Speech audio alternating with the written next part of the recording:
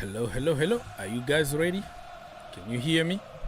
Can you see me? Right on time, 3 o'clock Eastern time. The game just started between Bafana and the DRC, the Leopards. And yeah, right on time. Right on time. I am going to try to get people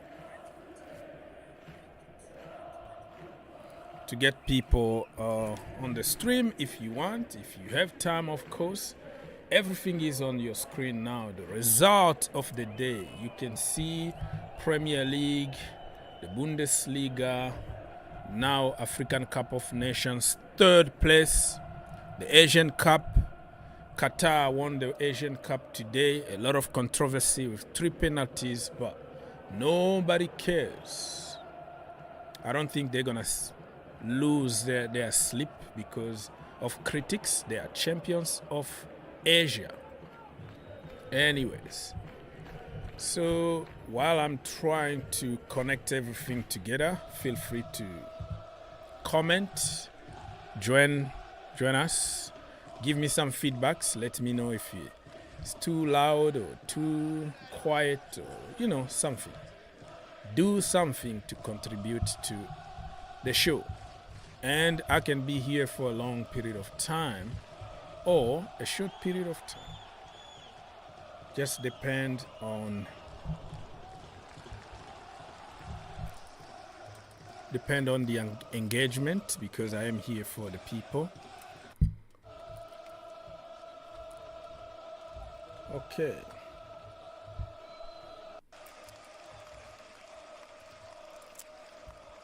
So trying to fix everything on the screen. I hope you can hear me and you can see me. That is the most important. How everybody's doing today? Good? I hope you're doing good. Health first. Okay? Now we have to create so many things on the screen. Aziz, I see you. I'm trying to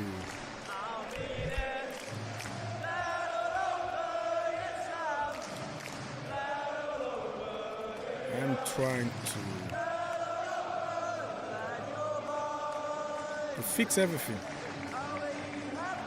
Fix everything on the screen, my brother. So I'm a little bit lost, but I will find my way for sure. Bada boom, bam, bam. Okay, so the link been pinned for you to call if you have time to do so. If you don't have time, no problem. Don't worry about anything. Be happy. Don't worry about a thing. Remember the name? That name, remember the song? That song actually is copyrighted. Even if you use your own melody and you sing it, it's going to be copyrighted. Bob Marley. So still 0:05 minutes between South Africa and DRC. As you can tell on your screen right now.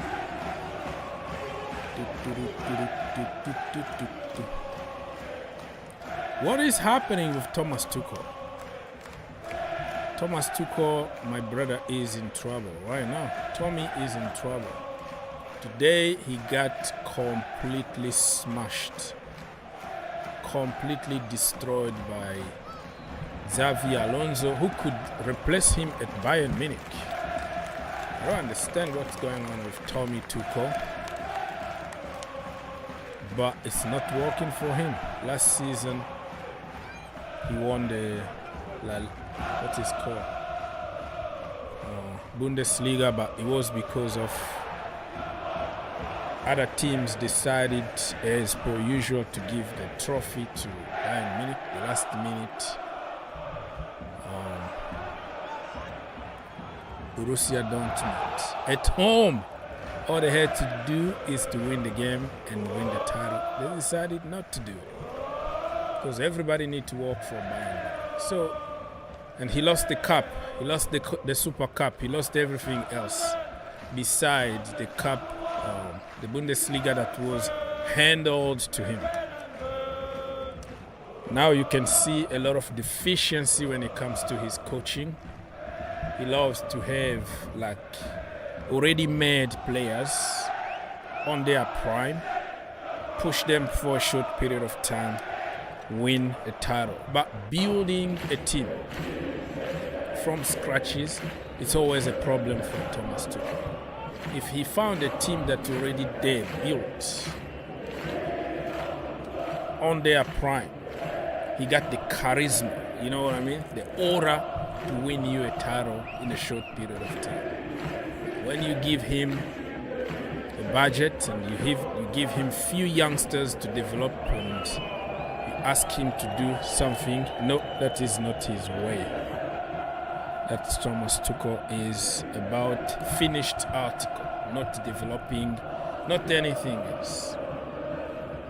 So today they lost 3-0 against Alonso. The last goal was actually very funny because Manuel Neuer came to the last minute to try to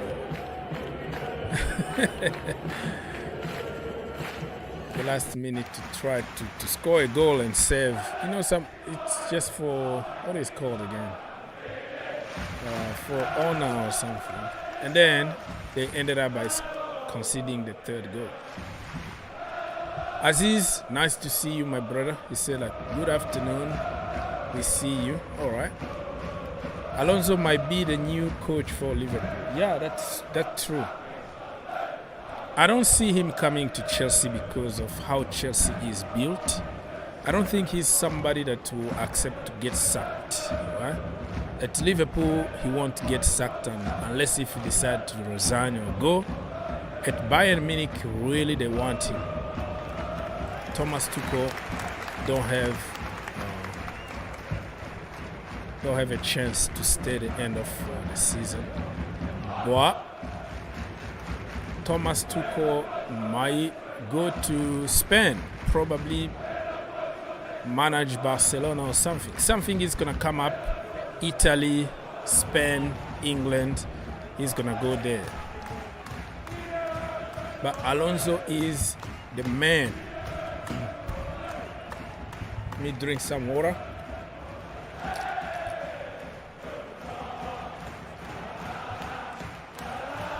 So the man now, the man in demand right now, Alonso, the coaching, the way they play football, out of this world. Wow, like beautiful. At some point, they are playing to win something. Not like build. No. They attack with purpose. They defend with purpose. Everybody in their places, just like in a factory or something where, you know, the way they move forward, the way they go back, it's just so beautiful to watch. That guy is the new big thing in the block. And yeah, Liverpool are gonna get him, or Bayern Munich, whoever is gonna offer a better project, probably better money. I don't think Liverpool are gonna compete in terms of money with Bayern Munich, but the project must be a project that really suits him. So interesting to see. I won't mind if I see Todd Bowley, for example, decide to get in the conversation. Mauricio Pochettino, everybody knows that I didn't choose him, but I support him. I support him because he's there. I supported Graham Potter, Frank Lampard, Thomas Tuchel, Scolari, AVB, everybody there. Like, it's useless for me to start getting mad at the beginning. Get him out, get him out. No, because I don't make decisions. You don't make decisions. There is nothing you can do to change it. If the board chooses somebody, you have to deal with it. So, I support Mauricio Pochettino because somebody chose him. And I don't want to be like anybody else, out. But he's not my choice. He wasn't even my number 2 choice. He wasn't even on my list. But he's there. What do you want me to do? I have to support you. I have to call you the best in the world. I have to banter. I have to praise you. You know what I mean? That's how I see football. But I won't say no. I won't say no to somebody like Alonso because I can see the future. You give him this young Chelsea team. He brings key players. He brings somebody like Victor Boniface, number 9. That is my number 9 there. I respect Victor Osimhen, but my choice is going to be Boniface. He brings Boniface with him. In the defense, he might bring somebody like Frimpong. Frimpong is, because we're going to need somebody. He's going to bring like 2 key elements from Leverkusen to Chelsea, okay? You give him 3 key players with the players that we have already. My friends, I'm telling you right now, next season we are in good hands. We're going to do magic.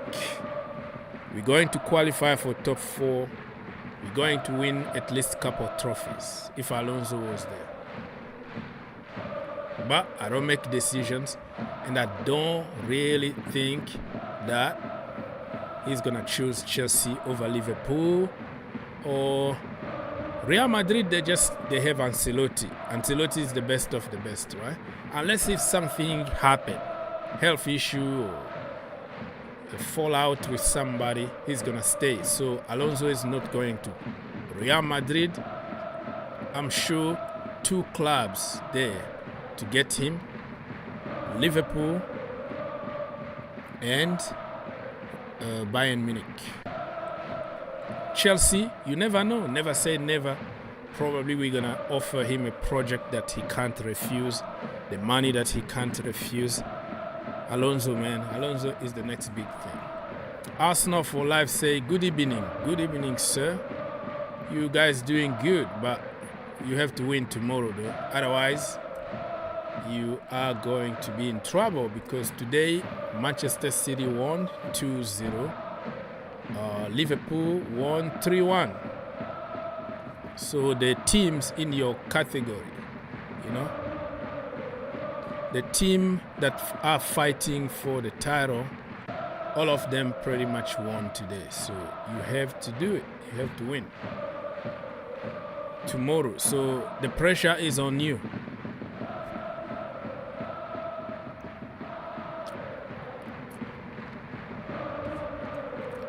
And it's going to be a London derby against West Ham. And in the last couple of games, you're not doing good against West Ham at all. I don't know what happened. Declan Rice looks like he doesn't want to play against his former club.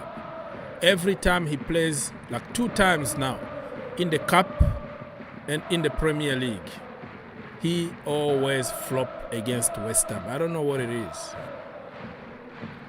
So tomorrow is a London derby. Arsenal, it's a must-win game. No excuses. No excuses. All right, people. 15 minutes in this game here between DRC and South Africa. What team you support? Me, I just love the underdogs. I wanted one of them to win the Afcon, to be honest. Bafana or the Leopards, but unfortunately they didn't make it to the final. They thought, though, you have to give them flowers. What do you think of the over 35 World Cup? What do you mean by that? What do you mean by that, bro?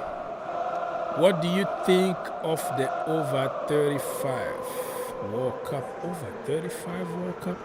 I don't know. I don't know what you're talking about. Over 35, like in age, it's gonna be a World Cup for people over 35. What do you mean? I haven't heard about it, unless if you give me some details about it. So I can't answer to anything because I don't know what you're talking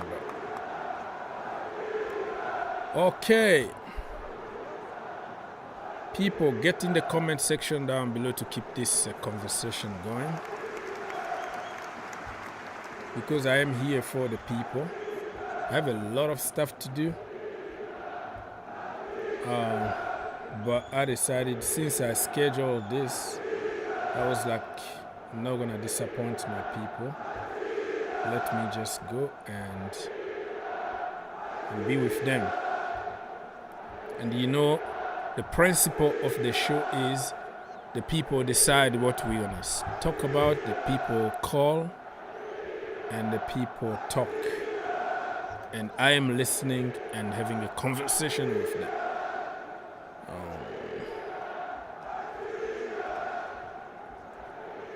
South Africa.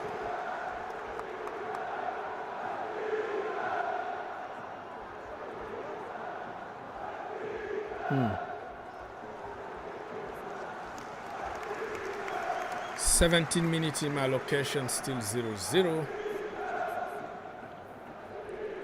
And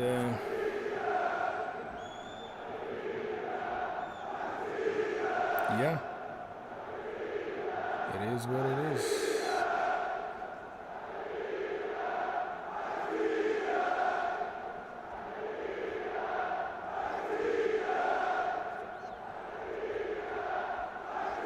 The Asian Cup really was something.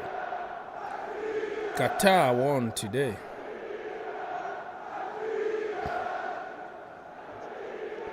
And many people criticized the game because 3 penalties in the final.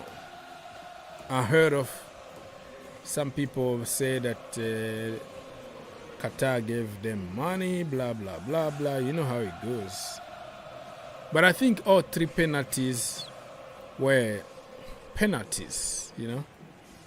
Some people said it was soft, some people said this and that. Nobody cares. The game is over and Qatar are champions. That's most important. But it looks like everything that has to do with Qatar or Saudi Arabia or the Middle East, people try to talk about money. Like, even if they do something legally, many people will always go back to the money. Oh, it's the money. Oh, it's this and that. I mean, what's going on here? What's going on? Why always them? Why always them? And who told you that they gave the money? I mean, the game is there. They didn't eliminate South Korea. Like South Korea and Japan were like the favorite to win the Asian Cup. They didn't do it, okay? And don't blame Qatar. Hello, don't blame Qatar. I think Jordan kicked South Korea out. Klinsmann, huh? Klinsmann was the coach. I don't think you're gonna blame Qatar for that. You know what I mean? If the so-called big teams can't make it to this level, it's not all of them that played against Qatar. You see what I mean?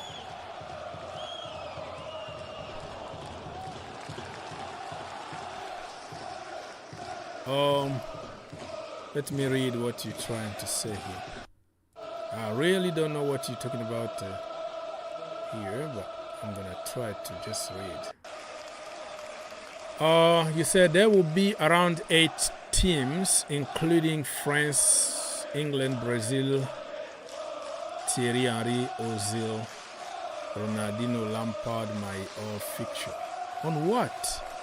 It's like an exhibition kind of games, or just like the Kings League in Spain, remember? Gerard Piqué got his own league of former players. I don't know if that is even official FIFA competition that they're gonna do, retired kind of players World Cup. I don't know. They have just to go to charity games, you know, like FIFA Aid kind of charity games. There's so many games. It's just becoming so boring because they keep on like creating stupid competitions, and the same players are playing in every single competition. You know what I mean? So, you know, football used to be better when it was a little bit rare. Not too many games like today. No social media. You have to wait until Thursday or Friday to watch some highlight on TV. Oh, that's not. Now it's just too much TV, too much social media, immediate reactions, instant. It's just becoming boring. So if that is going to be another competition, who's going to watch? Ex-players over 35 kicking the ball, some of them with big belly, like Wayne Rooney, who is like 300 pounds at the moment. Do you think he's going to even run? So I don't know about the news, my friends. If you can give me some more details, is that is going to be an official competition, or some companies organize stuff like that, beach football, you know, over 30s just for fun. And they're going to have sponsors, of course. It's involved money, but I don't think it's going to be an official competition. But hey, you let me know more. Or when I finish with this show, I might have to do some research, you know, because I don't know anything about it. Nothing really. Okay, come on, people, come on. Still 0-0 here. And remember, I am waiting for your calls. You have to call and join and talk about football. Now, since I am looking for something to say, let me just go on social media and start picking up some topics. Flash.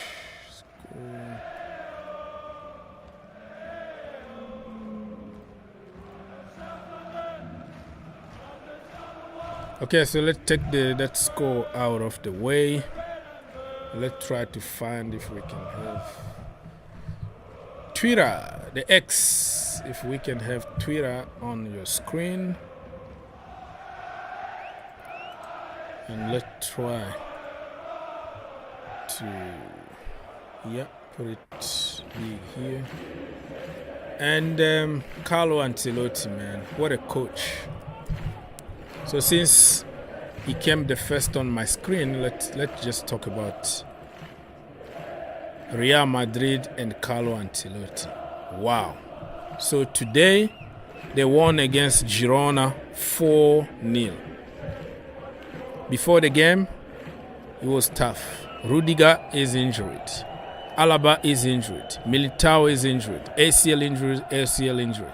I think Jordi Alba also injured. Like the entire defense pretty much non-existent. And Ancelotti always find a way to play his teams, no matter what is missing.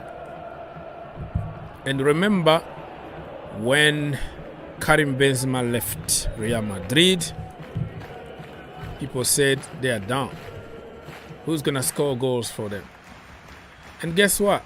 He found a way to use Jude Bellingham as a number 9, and he's doing the job. 20 goals for Real Madrid this season.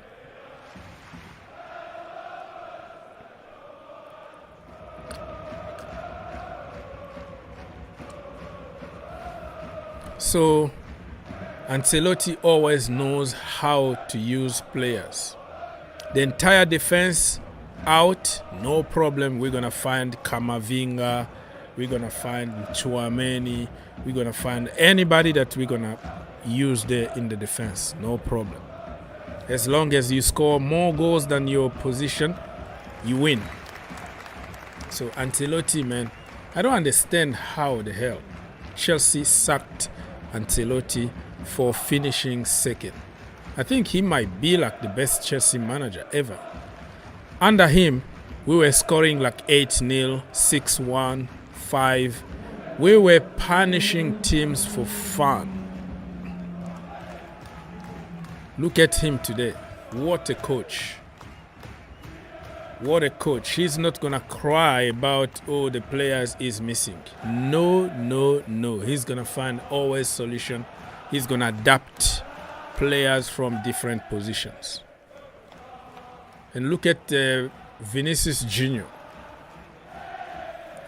When he joined Real Madrid, he was a raw talent, running like a headless chicken. It reminds me of Mikhailo Modric. Even Karim Benzema said, bro, do not pass the ball to Vinicius Jr. He is playing against us. And when Ancelotti came back to Real Madrid, he polished the diamond. Look at Vinicius Jr.'s level. Look at Rodrigo's level. Look at Jude Bellingham's level. Look at Chouameni. Look at all of them. The guy is just a genius. Absolutely genius. Okay, let's read some quote here from Ancelotti. He said, when he was asked about Mbappe, so he said, I quote, "You keep asking me about a player who plays for another team. We already have the best players in the world here. In order, Vinicius first, Bellingham second, Rodrigo third, then Kroos, Valverde, Camavinga, blah, blah, blah." That is a way for him to value the players that he got instead of talking about Mbappe. I don't know why people keep on asking him. Let's wait until June, July. We're going to know where Mbappe is going to end up.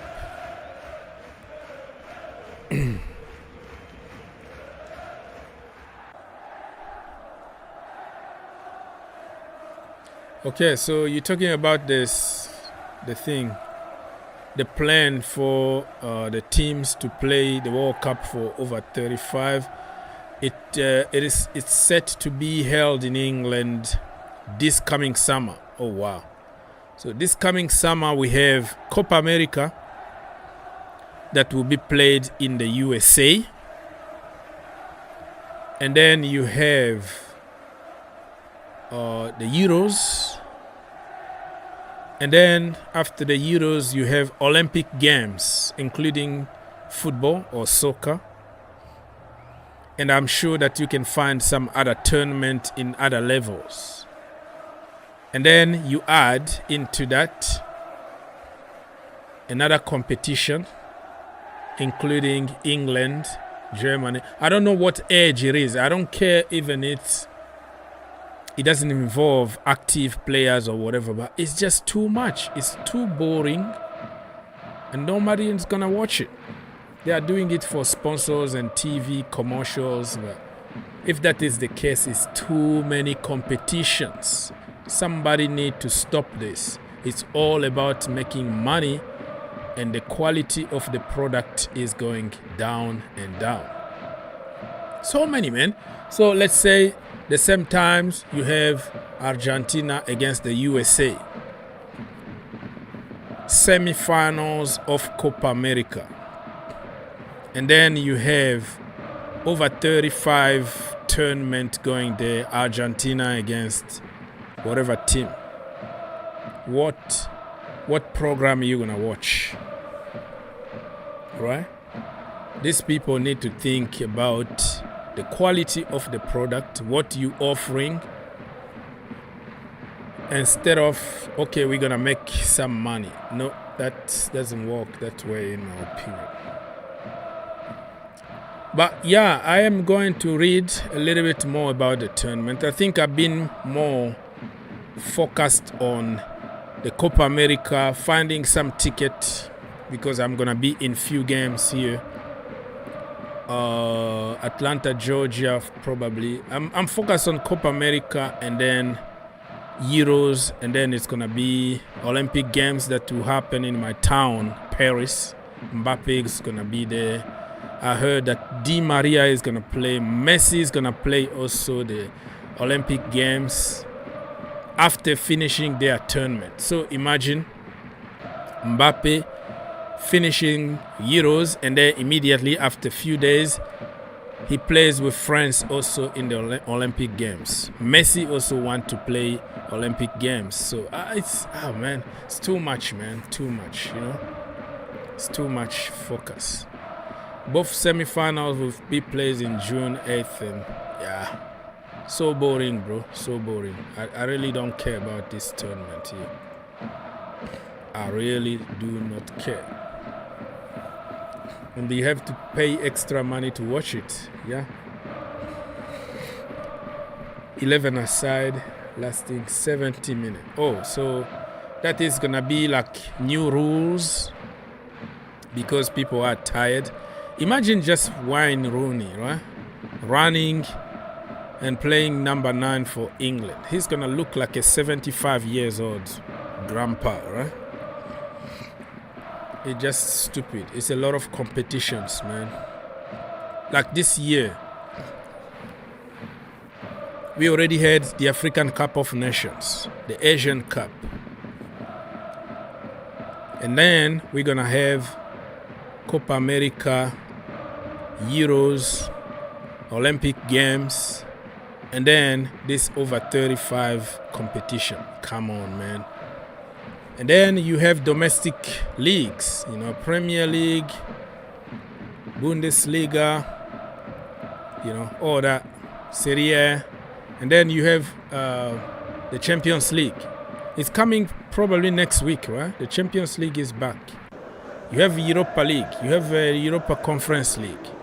They might even create another conference league. I mean, where are we going with all this, man? Where are we going with all this crap? Doesn't make any sense to me. 32 minutes played, people here. Sub. Somebody is making a sub. Bonganda Teo is coming. Elia Meshak is coming on for DRC. I don't know if there is an injury or a tactical change or something. So DRC already made 1 change out of 5.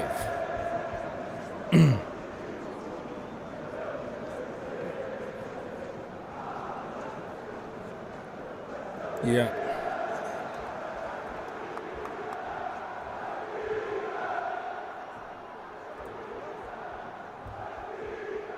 All right. Okay, guys, if you are enjoying the show, let me know in the comment section down below, or click the like or the dislike. Do something to participate to the show. I'm here for the people. People need to talk and direct what we're gonna say in the show. So we talked about Carlo Ancelotti here. Let's go and see a little bit about Real Madrid, since we are already talking about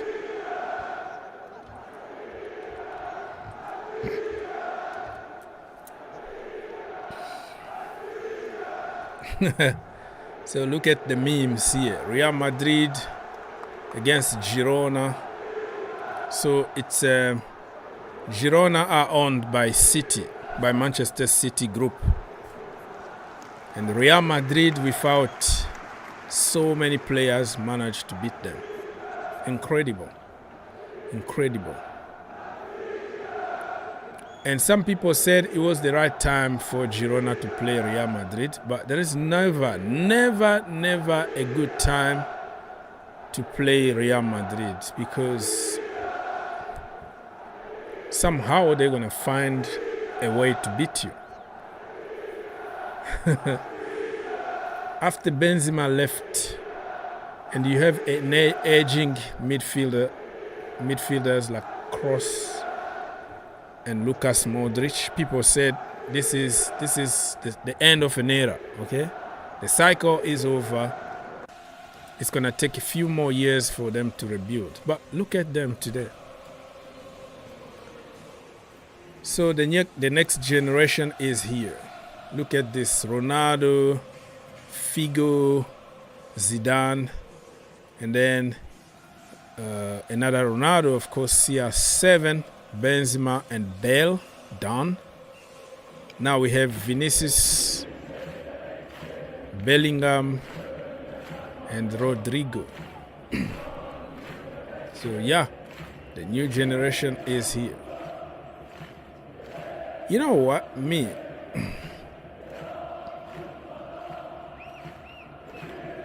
if I was Real Madrid, right?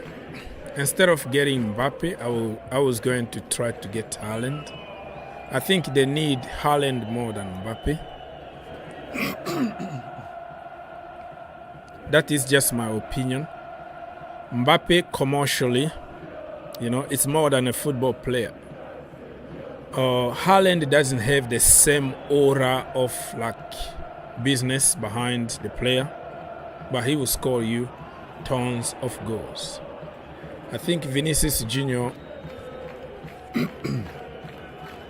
he plays almost like Mbappe, so they're gonna be walking on each other's ways.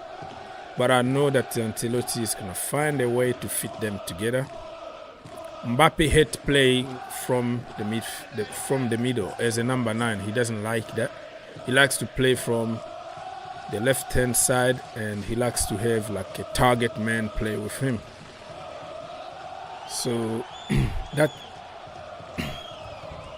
is a Vinicius place, They have really to figure out what they have to do if they sign Mbappe. But if they bring somebody like Haaland, it's gonna be awesome.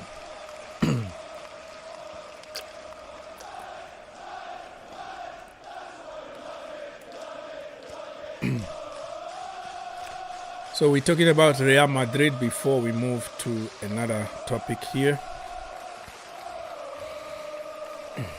Look at the edit here. Bellingham, no, this is Vinicius Junior, half Vinicius, half Cristiano Ronaldo. I hope I don't bump to some kind of compromising pictures from some chicks. Okay, look at this edit here. September, they beat Girona 3-0. February, they beat Girona 4-0. Real Madrid are reminding them who the big boys are in La Liga. Yeah, Girona are the babies, right? The newcomers. So Real Madrid are listen up. You have to know your place. But I think Girona beat Barcelona. Huh? It's going to be very interesting to see what's going to happen this season. But Girona came out of the blue.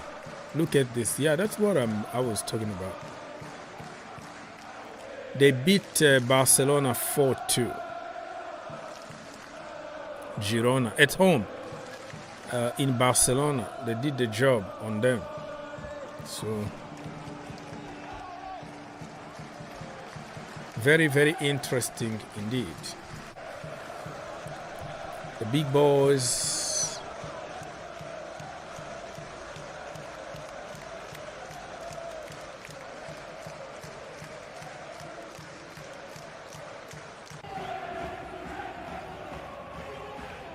All right.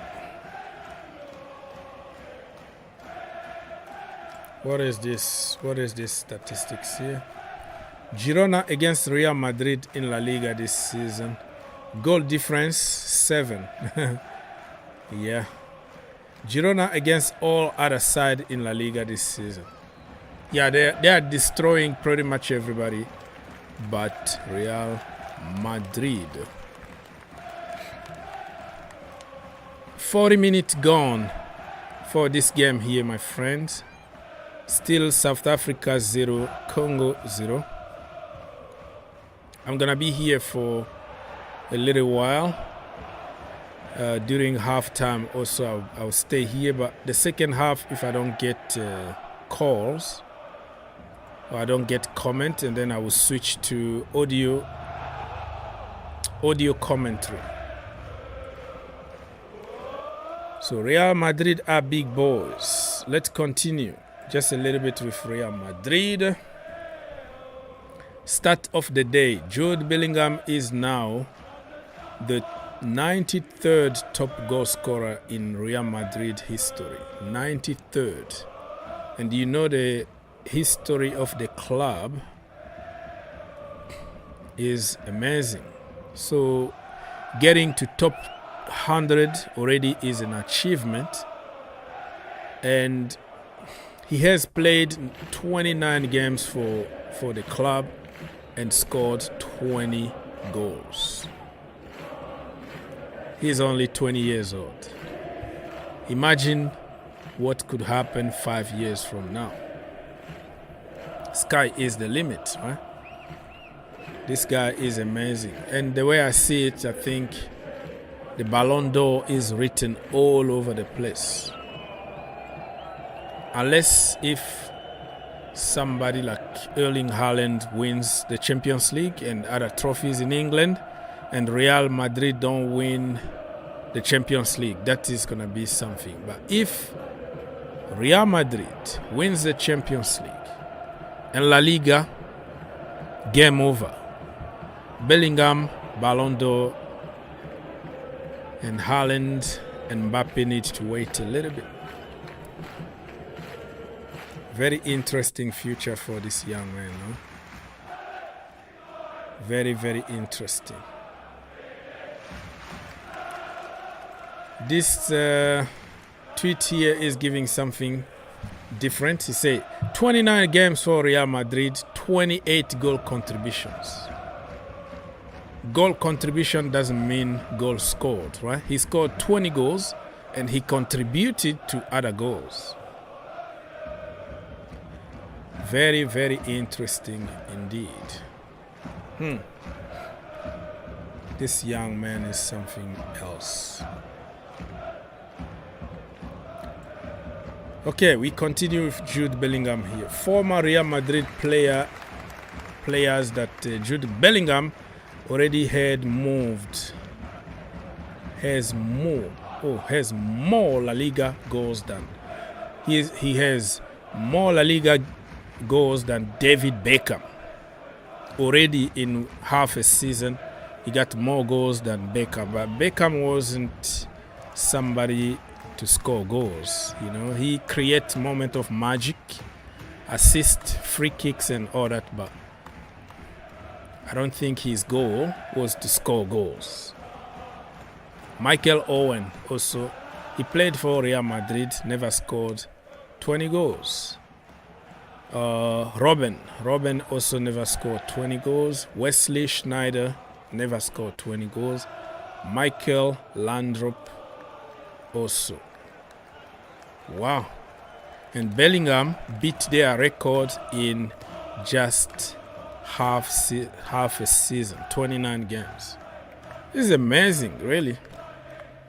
This is really, really amazing stuff from this Jude Bellingham guy. I think people are tired of me talking about Jude Bellingham because I'm not getting any response from that. So we're gonna jump and talk about Bundesliga. Xabi Alonso.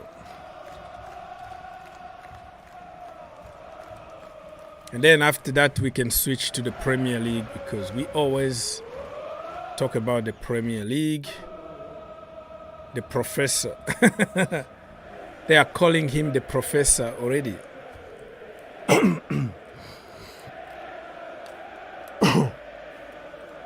The professor. So Xabi Alonso today schooled Thomas Tuchel.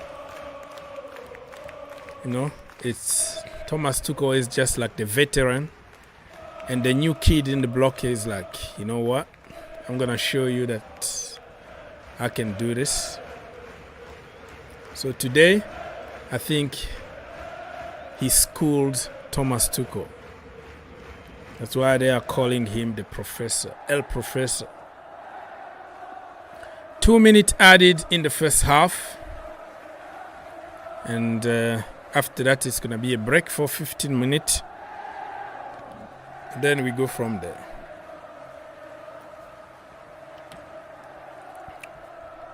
The Professor, yeah, that El Professor is a good one for him. What is going to happen to Thomas Tuchel? We don't know. Tuchel is not doing good since he joined Bayern. I think we talked about it a little bit at the beginning of the show.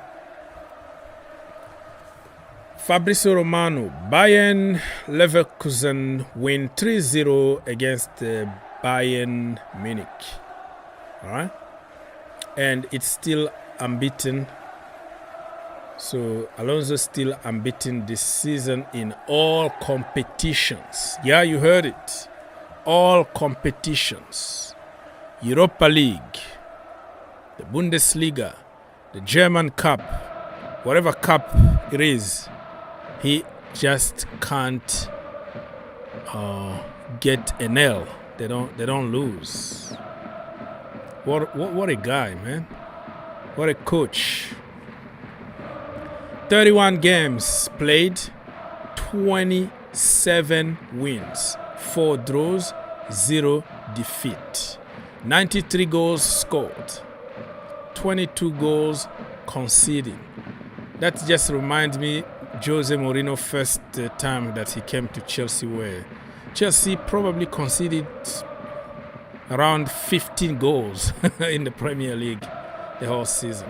So it's halftime, people. 0-0 between Bafana and the Leopards. I'm here for 15 more minutes, and then if I don't get a lot of engagement, I will switch to audio. But if you watch this video after it goes as a video on YouTube, you'll be happy, because we've been talking about many topics, not only what is happening on the screen. The third place, not many people really care about it. And tomorrow we have the big one, Ivory Coast, Nigeria. Some people told me just because Qatar won, they organized the Asian Cup, right? And they won it. So that means Ivory Coast also are going to win tomorrow. That is somebody who told me so. I didn't agree or disagree with him, but it was kind of interesting. Okay. Oh, what the hell? What I just did, I don't know. We talked about Xavi Alonso just a little bit. This guy is going to Liverpool or Bayern Munich.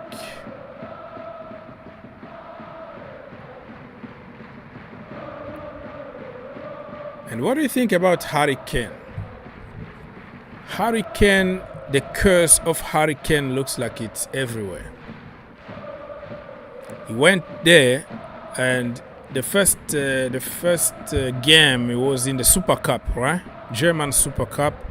They lost against, I don't know, forgot what team, probably Borussia or something. Everybody said Harry Kane was going to break the curse of trophies after only few hours of joining Bayern Munich. But unfortunately, they didn't win it. So that is the first curse there. And then they got knocked out the German Cup already. And they have 2 more competitions to fight for, which is the Bundesliga and the Champions League, I think.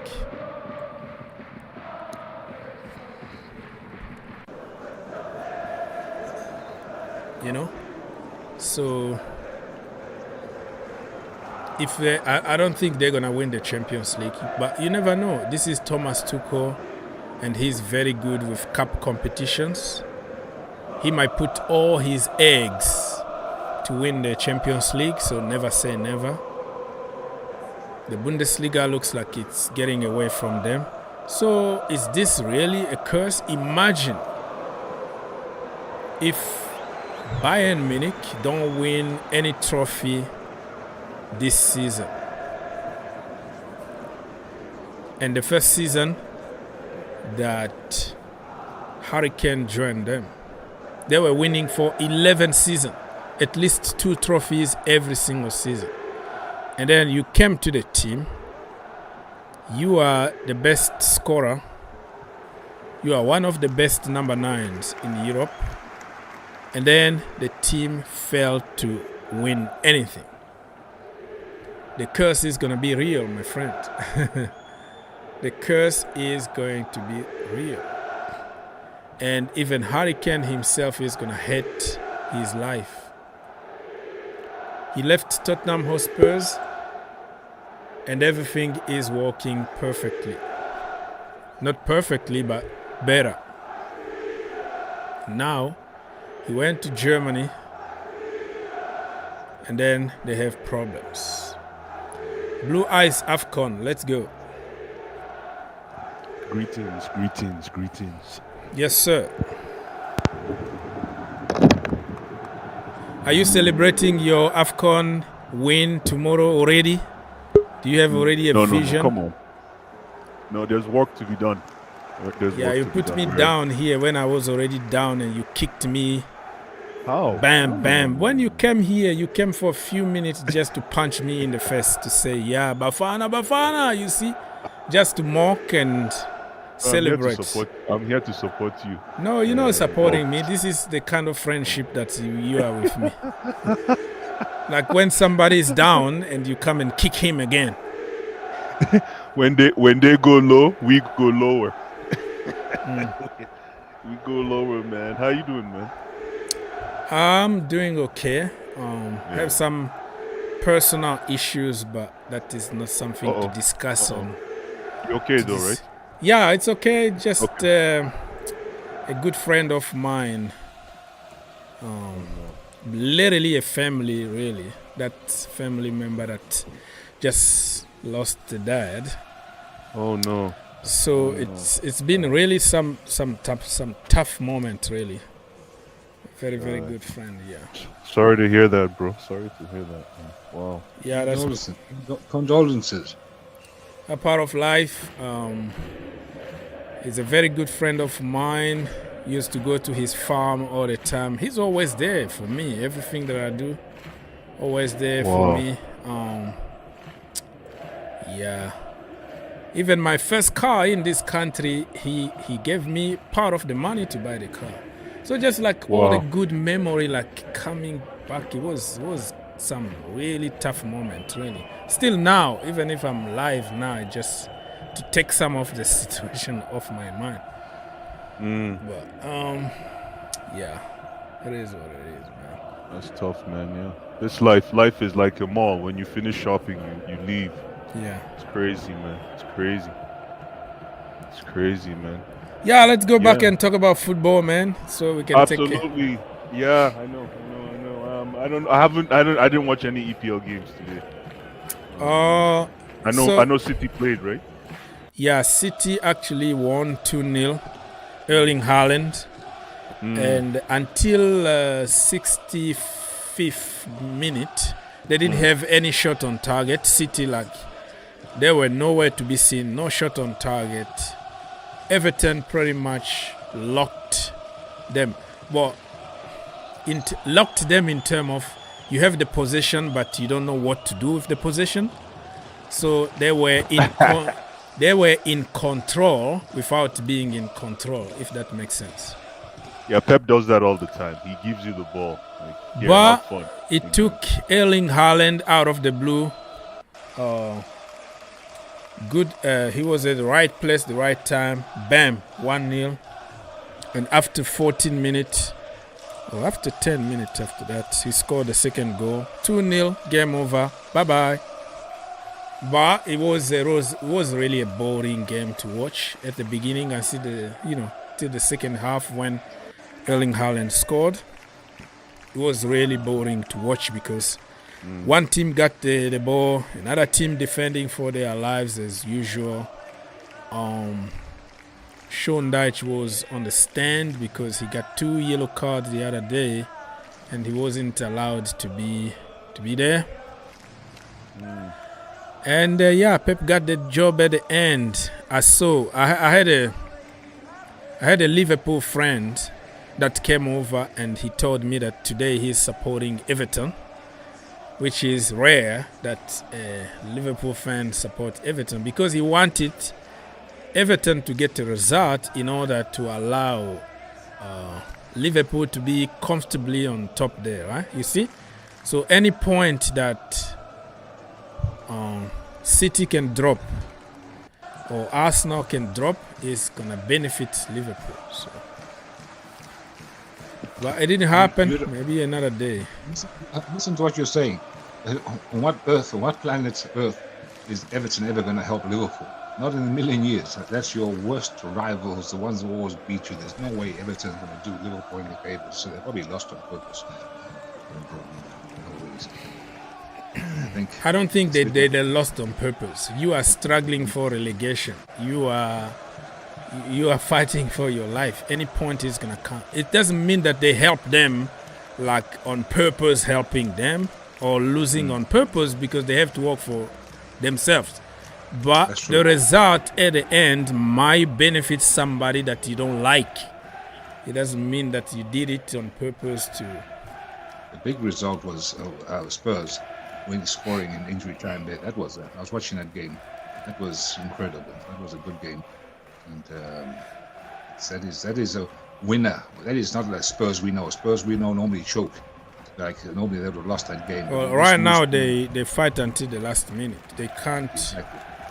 New Spurs. So they can't really. The problem is they can't be conservative. People are asking them to be more conservative when you are leading 1-0 and you feel like the game is out of your hands. Just try to see the game out to get 3 points. But that is not Ange Postecoglou's philosophy. For him, it's attack, attack, attack, no matter what.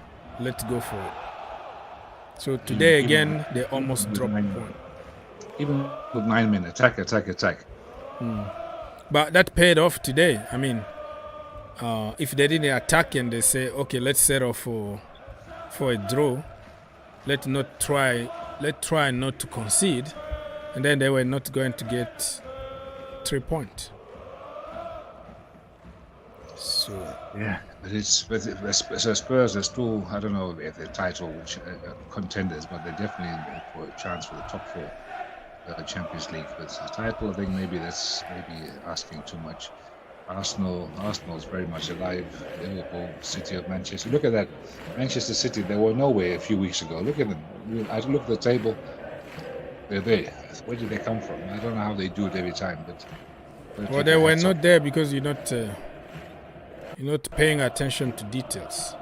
Yeah, they had one game. They had 2 games. At some point, they had 2 games in hand. So regardless of the table, if they win all their games, they were going to be on top. Even now, they still have 1 game in hand.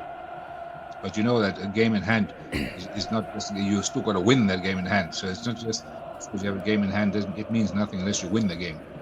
So you still got the pressure of you having to go and win that game in hand. And then obviously you'll be back. But so that puts you under even more pressure. So you've got 2 games in hand and you're like, 3-4 points behind. That is big pressure compared to if you just have on the same level of games and you've got the same level of whatever points. But game in hand, you're forced to win. You know you must win. So that is pressure. Even that is mental pressure. That's more pressure. It's actually unfair. But City, they know how to deal with pressure. So they've been doing this for so long. It's become automatic. So it's why other teams, most likely like Arsenal or whatever, even Liverpool, they tend to choke when the pressure is really on. Winning becomes a habit, not so. It's just like losing. It becomes a habit. Like Chelsea, we just also got used to losing, and we don't even remember how a few years ago when we first started losing, we were all up in arms and screaming. And then with time, we just get used to it. You think, okay, yeah, we're gonna lose this game, and then suddenly they shock us. Play like the game of the last 5 years against Aston Villa. Say, where did this come from? And then, so this is it's not easy. It's not easy. They test our patience every time, Chelsea. Who's the other guy in the chat here? I can't remember his name. Who was that speaking before? Mr. Afcon himself, Blue Eyes. I think he has something to do in the background, so he'll be back. Yeah, you're watching third place game. No, I couldn't be bothered. Third place game means. Yeah, I'm surprised you have the energy to watch. I'm waiting for the final. It'll be very interesting. I hope Nigeria will win it, but home team. I don't know. It all comes down to the refs. I suppose in that game there, how the referee will call that game. And plus, I'm looking forward to the Super Bowl tomorrow as well.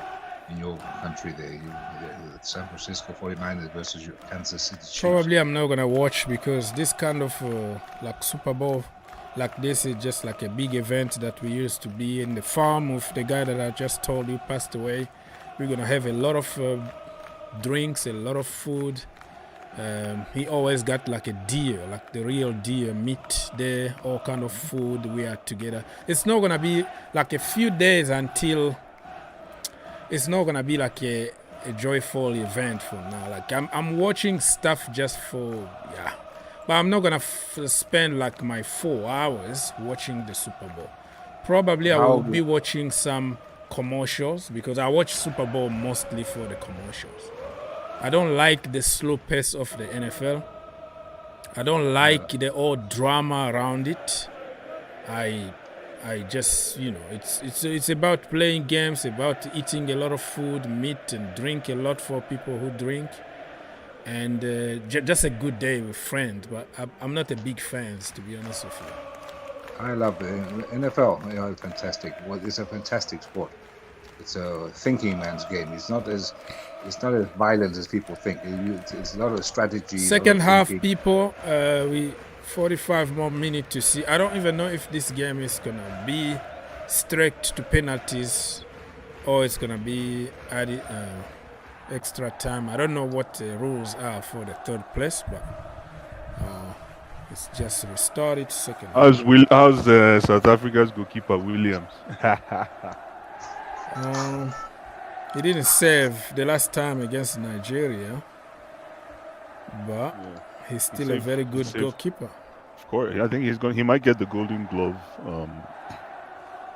award. I think he caught 4 against Cape Verde, right?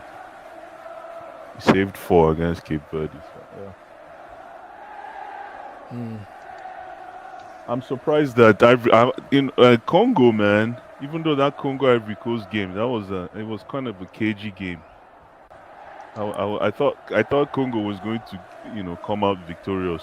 Yeah, they scored a goal that was cancelled because of conspiracy theory. I'm gonna bring my conspiracy theory here. Ivory Coast got away with so many things this Afcon because they organized the thing. They spent a lot of money.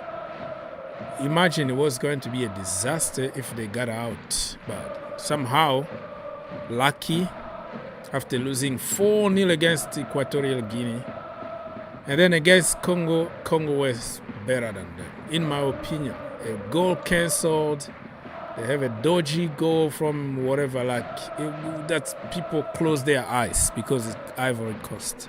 Let's see what's going to happen with Nigeria now. You're not careful. Some people are getting some envelopes, some brown envelopes behind it. if there's brown envelope, anywhere you see brown envelopes, you can be damn sure there's Sepp Blatter somewhere in the neighborhood. Did you see what happened today, Qatar against Jordan? Qatar got 3 penalties in the final to win it. Those penalties are like baby push or something. Like something that, I don't want to go to their conspiracy because they won. Not going to change anything. But I haven't seen like any final with 3 penalties. Qatar won, and people, now you go on social media, you will see conspiracy after conspiracy. How the brown envelope was passed to everybody to allow them to win. I don't know. I can't confirm, but it tells you that. Listen, I'll tell you something. In 2000, let me give you guys some historical data. In 2000, in the middle of Lagos, in the Afcon finals between the Super Eagles and who? The Indomitable Lions of Cameroon. Thank you. Rigo Besson, the Lions coach today, was captain in that game for Cameroon. And there was young Samuel Eto'o, who basically, they came to Lagos and took the Afcon. Is what I'm trying to say. They came in the middle of, they scored first. And Okocha's, I'll never forget that Okocha's goal. And Okocha scored an equalizer. And we went to penalties. And that's how Cameroon walked away with the cup from Lagos. So I think we're resting our laurels, for lack of a better way to put it, on if you're playing against the host, you got to leave everything on the line. And okay, can I ask you something? At that time there, when Nigeria lost, what was the mood like in the country after losing at home? It was funeral settings, with all due respect. It was tough to take. The journey, Cameroon scoring first, Okocha scoring the tying goal and saying, "This is my house." The whole world went crazy. And then in the end, we lose on penalties. Cameroon played a fantastic game. Fantastic with Patrick Mboma. The Mbomas of the world, the Rigo Bessongs of the world, young Samuel Eto'o, Lauren. Remember Lauren for Arsenal? Yeah. Sylvain Lauren that played in the defense. Yo, they had a monster team. They came into Lagos in the middle of Lagos Empire and took that cup, man. So again, for tomorrow, we just have to leave everything on the line. And you know, like how when Brazil got smashed by Germany in the World Cup final. Exactly. 7-1. How long did it take the Nigerians to recover from that? We're still talking about it today, bro. Whoa. We're still talking about that game today, to be honest with you. It was basically, like they say, broomstick in our eyes. Broomstick in our eyes, man. It was devastating. And Cameroon stood tall. Let's be fair, they stood tall. Kudos to the Indomitable Lions in that year. They played one hell of a game, man. But again, so that's why Afcon football is a little different. You just have to leave it all on the line. Hey, and one last thing. Kudos to the Ivorian government. I think I've seen a lot of Afcons. This is probably one of the best organized, from officiating to logistics to you name it, even VAR. I think VAR was top class. We haven't seen what's going to happen tomorrow, but VAR has been top class. Even the field of play, I know some of them were kind of sketchy. Some of the stadiums, the field, the grass, top class, man. I'm telling you, top class. Maybe one thing we can work on is putting more bums in the seats. Maybe that's something. But I know because there's digital viewership.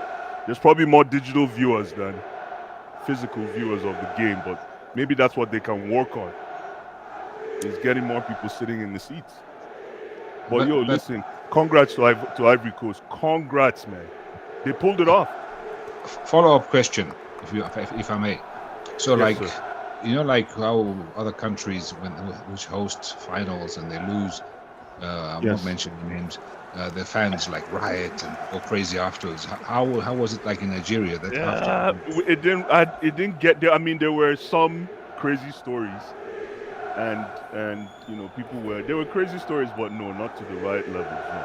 But there were crazy stories, like sort of isolated. Crazy stories of fans going crazy and, you know, being. The problem always happening. I don't think it's happening in every country in Africa, but there are some conflict between countries. And I don't want to name any country here, but it was a few years ago where, like, there is a Afcon or whatever, and the country judged that they were, the referee was not good for them, and they went to like break on stores where that referee was from. Like the people went there and kind of beat people up and.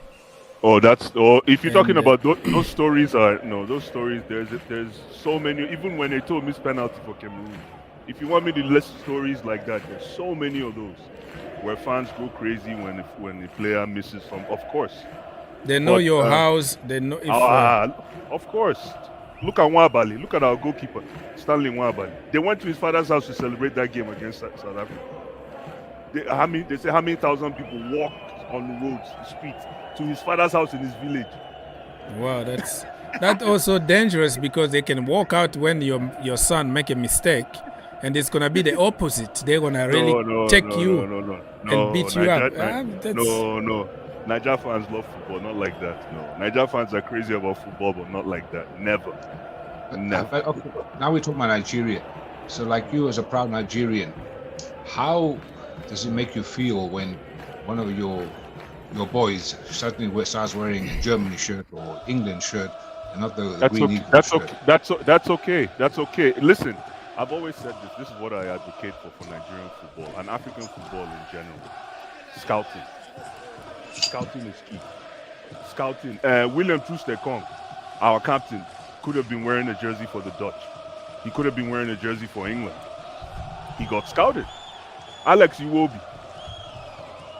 He's not. I know a lot of English fans don't think he's the greatest player, but he could have been wearing a jersey for England. He got scouted and he's playing for us. Lookman. I remember Lookman when Lookman was playing for Leicester. Nobody. He actually played under 23 for England. He got scouted. So to answer your question, scouting is key. If you make the cut, it doesn't matter where you play. Come play. If you don't make the cut, bounce. I don't think everything depends on the scouting, because those kids who are born here, they feel more attached to this country than their parents. That's what you think. That's what you think, because a lot of people forget that some of these kids, right, actually grow up in traditional African households. I understand, but what I want to say is they play pretty much their whole lives, because they start playing like a 6 years old. You are play for England. You feel more attached with your friends and the way of living in England than from from the motherland. So what is going to happen is, like, let's say people like Tammy Abraham or Tomori, they're going to wait and wait and wait. Not necessarily that they don't want to represent Nigeria, but it's just like it's human. Like, this is what I know. I know all my friends from whatever age it is, every single group I've been with these people. And you go to play for Gambia, for example, you get on the airplane who is even too small for the national team. The oxygen finish over there, and you have to land in emergency landing, and everybody pretty much almost died. I'm just throwing some example there. You go with somebody like Aubameyang, born in France, whatever, blah, blah, blah, blah, went to play for Gabon, sleeping in the airport because the lack of flight and something happened, get malaria from airplane, like the condition of traveling, the condition of stadiums in Africa. Your bonuses, I heard that some countries will even confiscate all your bonuses back then. Some country... Ogs, let me help you out. Let me finish. This is the last point. Like, some countries, like, players are crying. They don't even have their bonuses, or they have to pay to get in the national team. Like, okay, They're gonna pay you this, and you're gonna give me this in order to select you. Okay, let me answer your question. Listen, let me tell you something about. You can name all the skeletons in the cupboard, Hogs, for what you think is going on in African football. At the end of the day, right? For example, look at Morocco. You think Morocco cares? Morocco went almost to the semi-finals. You think they care that because you're a Tammy Abraham, for example, whether you play for them or not? It's a question for you, Oggs. Okay, so they care. I think. For example, let's say Tammy is Moroccan. No. So what is your question? My question is the point I'm trying to make is this: we have all these players sprinkled all over the world, like People's Republic was saying. We have all these players sprinkled all over the world that could potentially play for Nigeria, for example.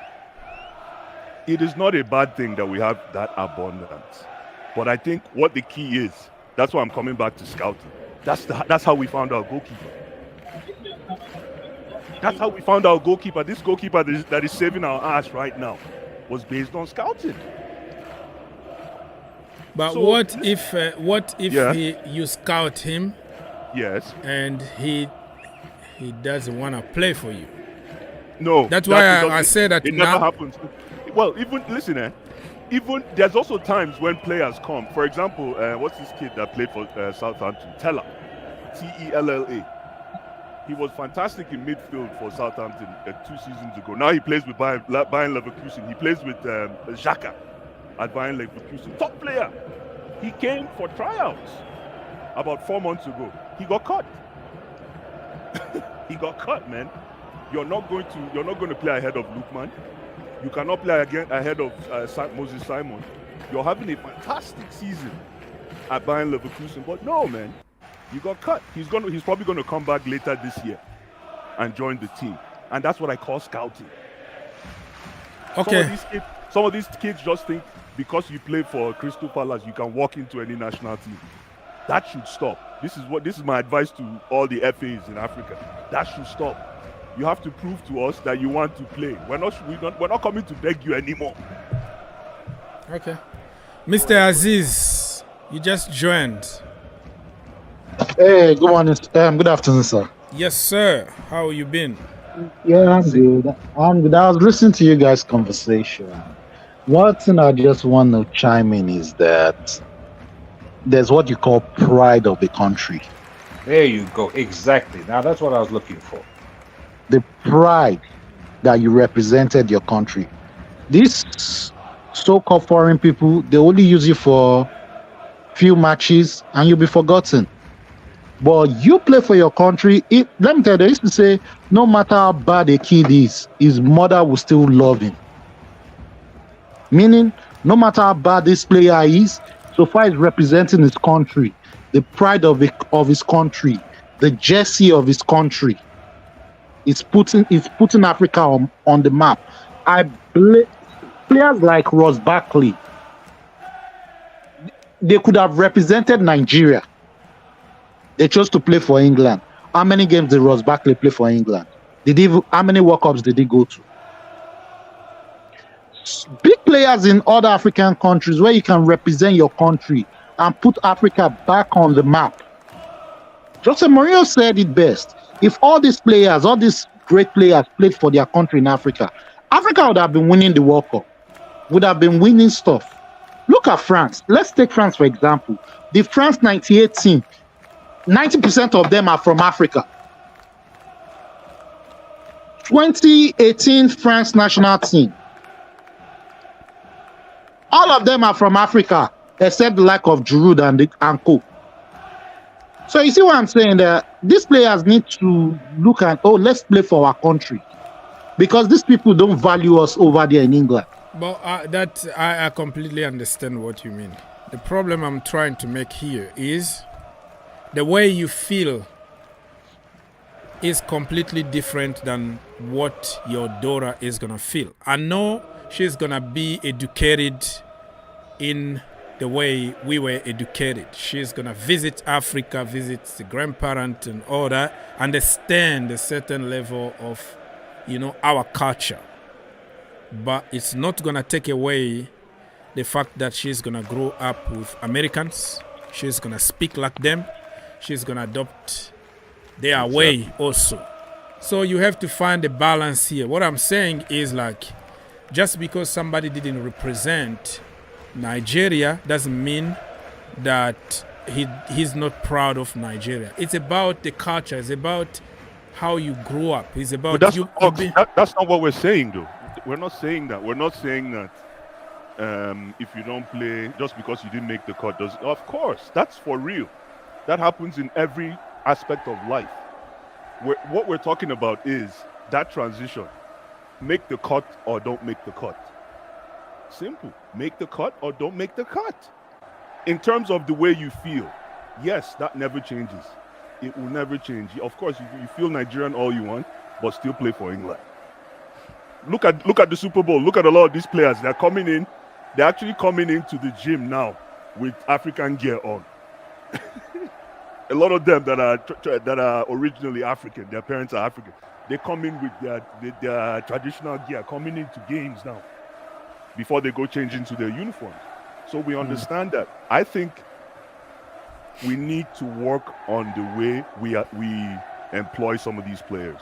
Some of them get the red carpet treatment, and I don't like that. That's why I was so happy when that kid got cut. That Teller boy. Bayern Leverkusen, top player. They said, no, you got to go, man. Come back next time. Come back next time.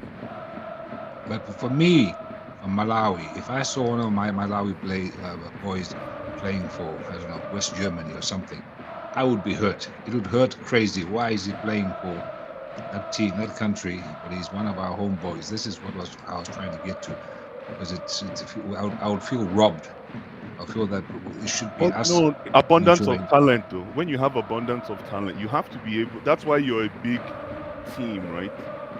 When you're a big team, for example, anytime I watch Ebere Chieze at Crystal Palace, I'm like, man, this guy should be playing for us. Anytime I watch Michael Olise, man, this guy should be playing for us. You understand? There's players that I watch and I'm like, this guy should be playing. What? We can't be doing that. Saka. Oh, enough said. Saka is the best winger in world football right now. I would love him to be playing for this, and this is a perfect example of what Oggs is talking about. Saka plays for England. Yeah, 1-0. Congo is leading 1-0. Oh, Congo is up. Nice. He's leading against Bafana. Today is an exhibition game, so I don't really care who wins because it's just the third place. But Congo just go. Yeah. In the Nigerian team. In the Nigerian team. In the final tomorrow. Imagine him playing in the final tomorrow. Nigeria will torch. You think so? But Saka, even Tammy, even Tomori. I mean, the list goes on and on. Even where do you want to start? Danjuma, the Danjumas of the world. Who else? I mean, where do you want to start? But we can't have them all. We got to be able to set standards. I remember. You remember? I don't know if any of you remember. The VAR got involved on this one. It's gonna be cancelled. I see it from another angle. It's gonna be cancelled. Yeah, keep going, man. No. Remember, what's his name? A perfect example though is this guy, Sebastian Haller. Sebastian Haller. He plays for Ivory Coast. That guy is probably one of the best strikers right now in Afcon. The guy is and remember his transition. Yeah. Remember his transition. He could have played for. He had how many teams to choose? Yeah, including France. Yeah, including France. Look at Zaha. Zaha got caught. Zaha of all people got caught in this Afcon. Yeah. But what I say is Zaha had to wait for a long time. I still have his interview in my channels that he said, I can't wait to play for England. I'm waiting really to play for. He was very clear that he wanted to play for England.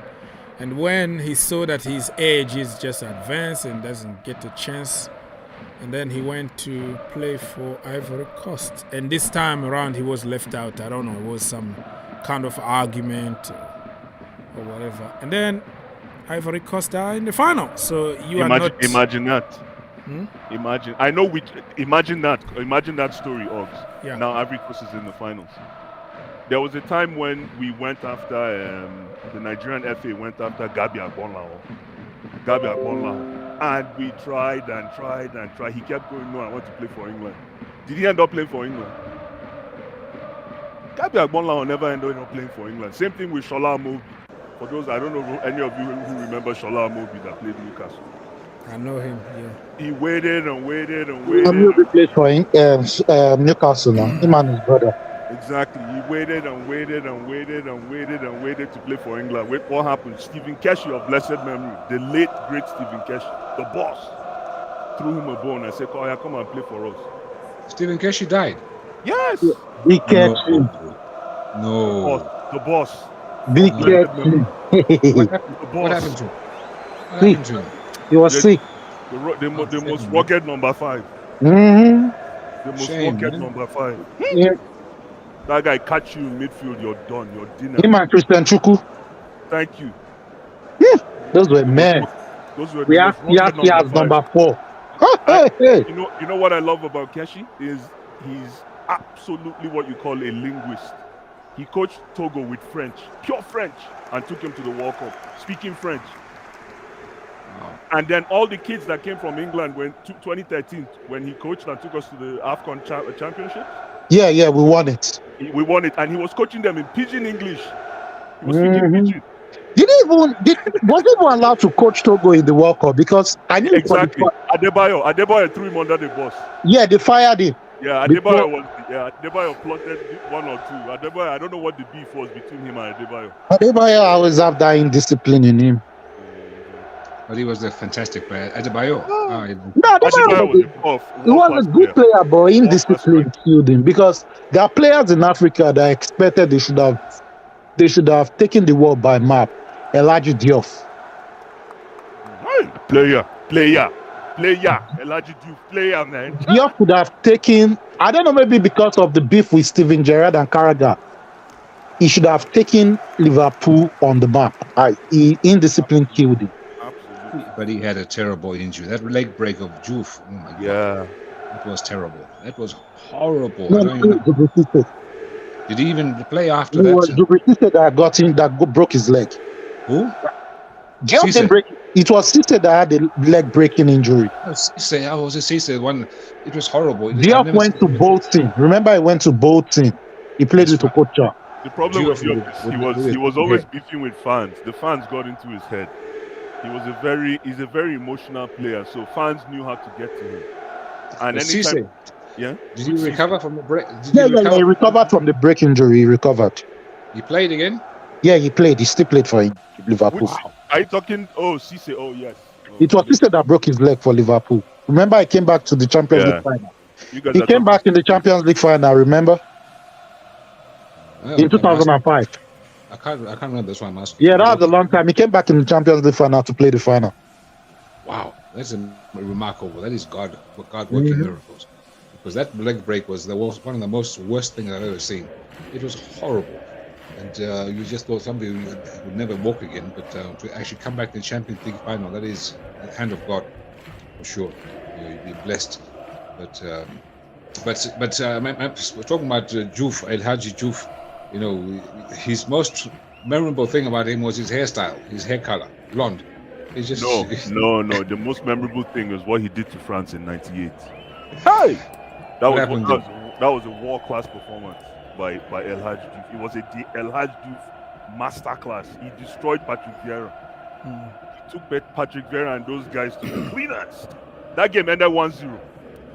France Senegal. I don't know if you guys remember. Was it '98 or yeah? I remember that. I was. It was Korea Japan 2002. I just remember. 02, yes. 02. I just remember in the complex, apartment complex we were living, and everybody outside. Like you are in France, you call yourself French, but when those African teams they beat France, all the African people in France start celebrating. They're gonna go to the Champs-Élysées. They're gonna break cars. It just tells you that there is always something in there that you feel like it's not your country and they've been mistreating you somehow. So every event like that, if you see Algeria beat France, stay away. Some people are gonna get seriously hurt.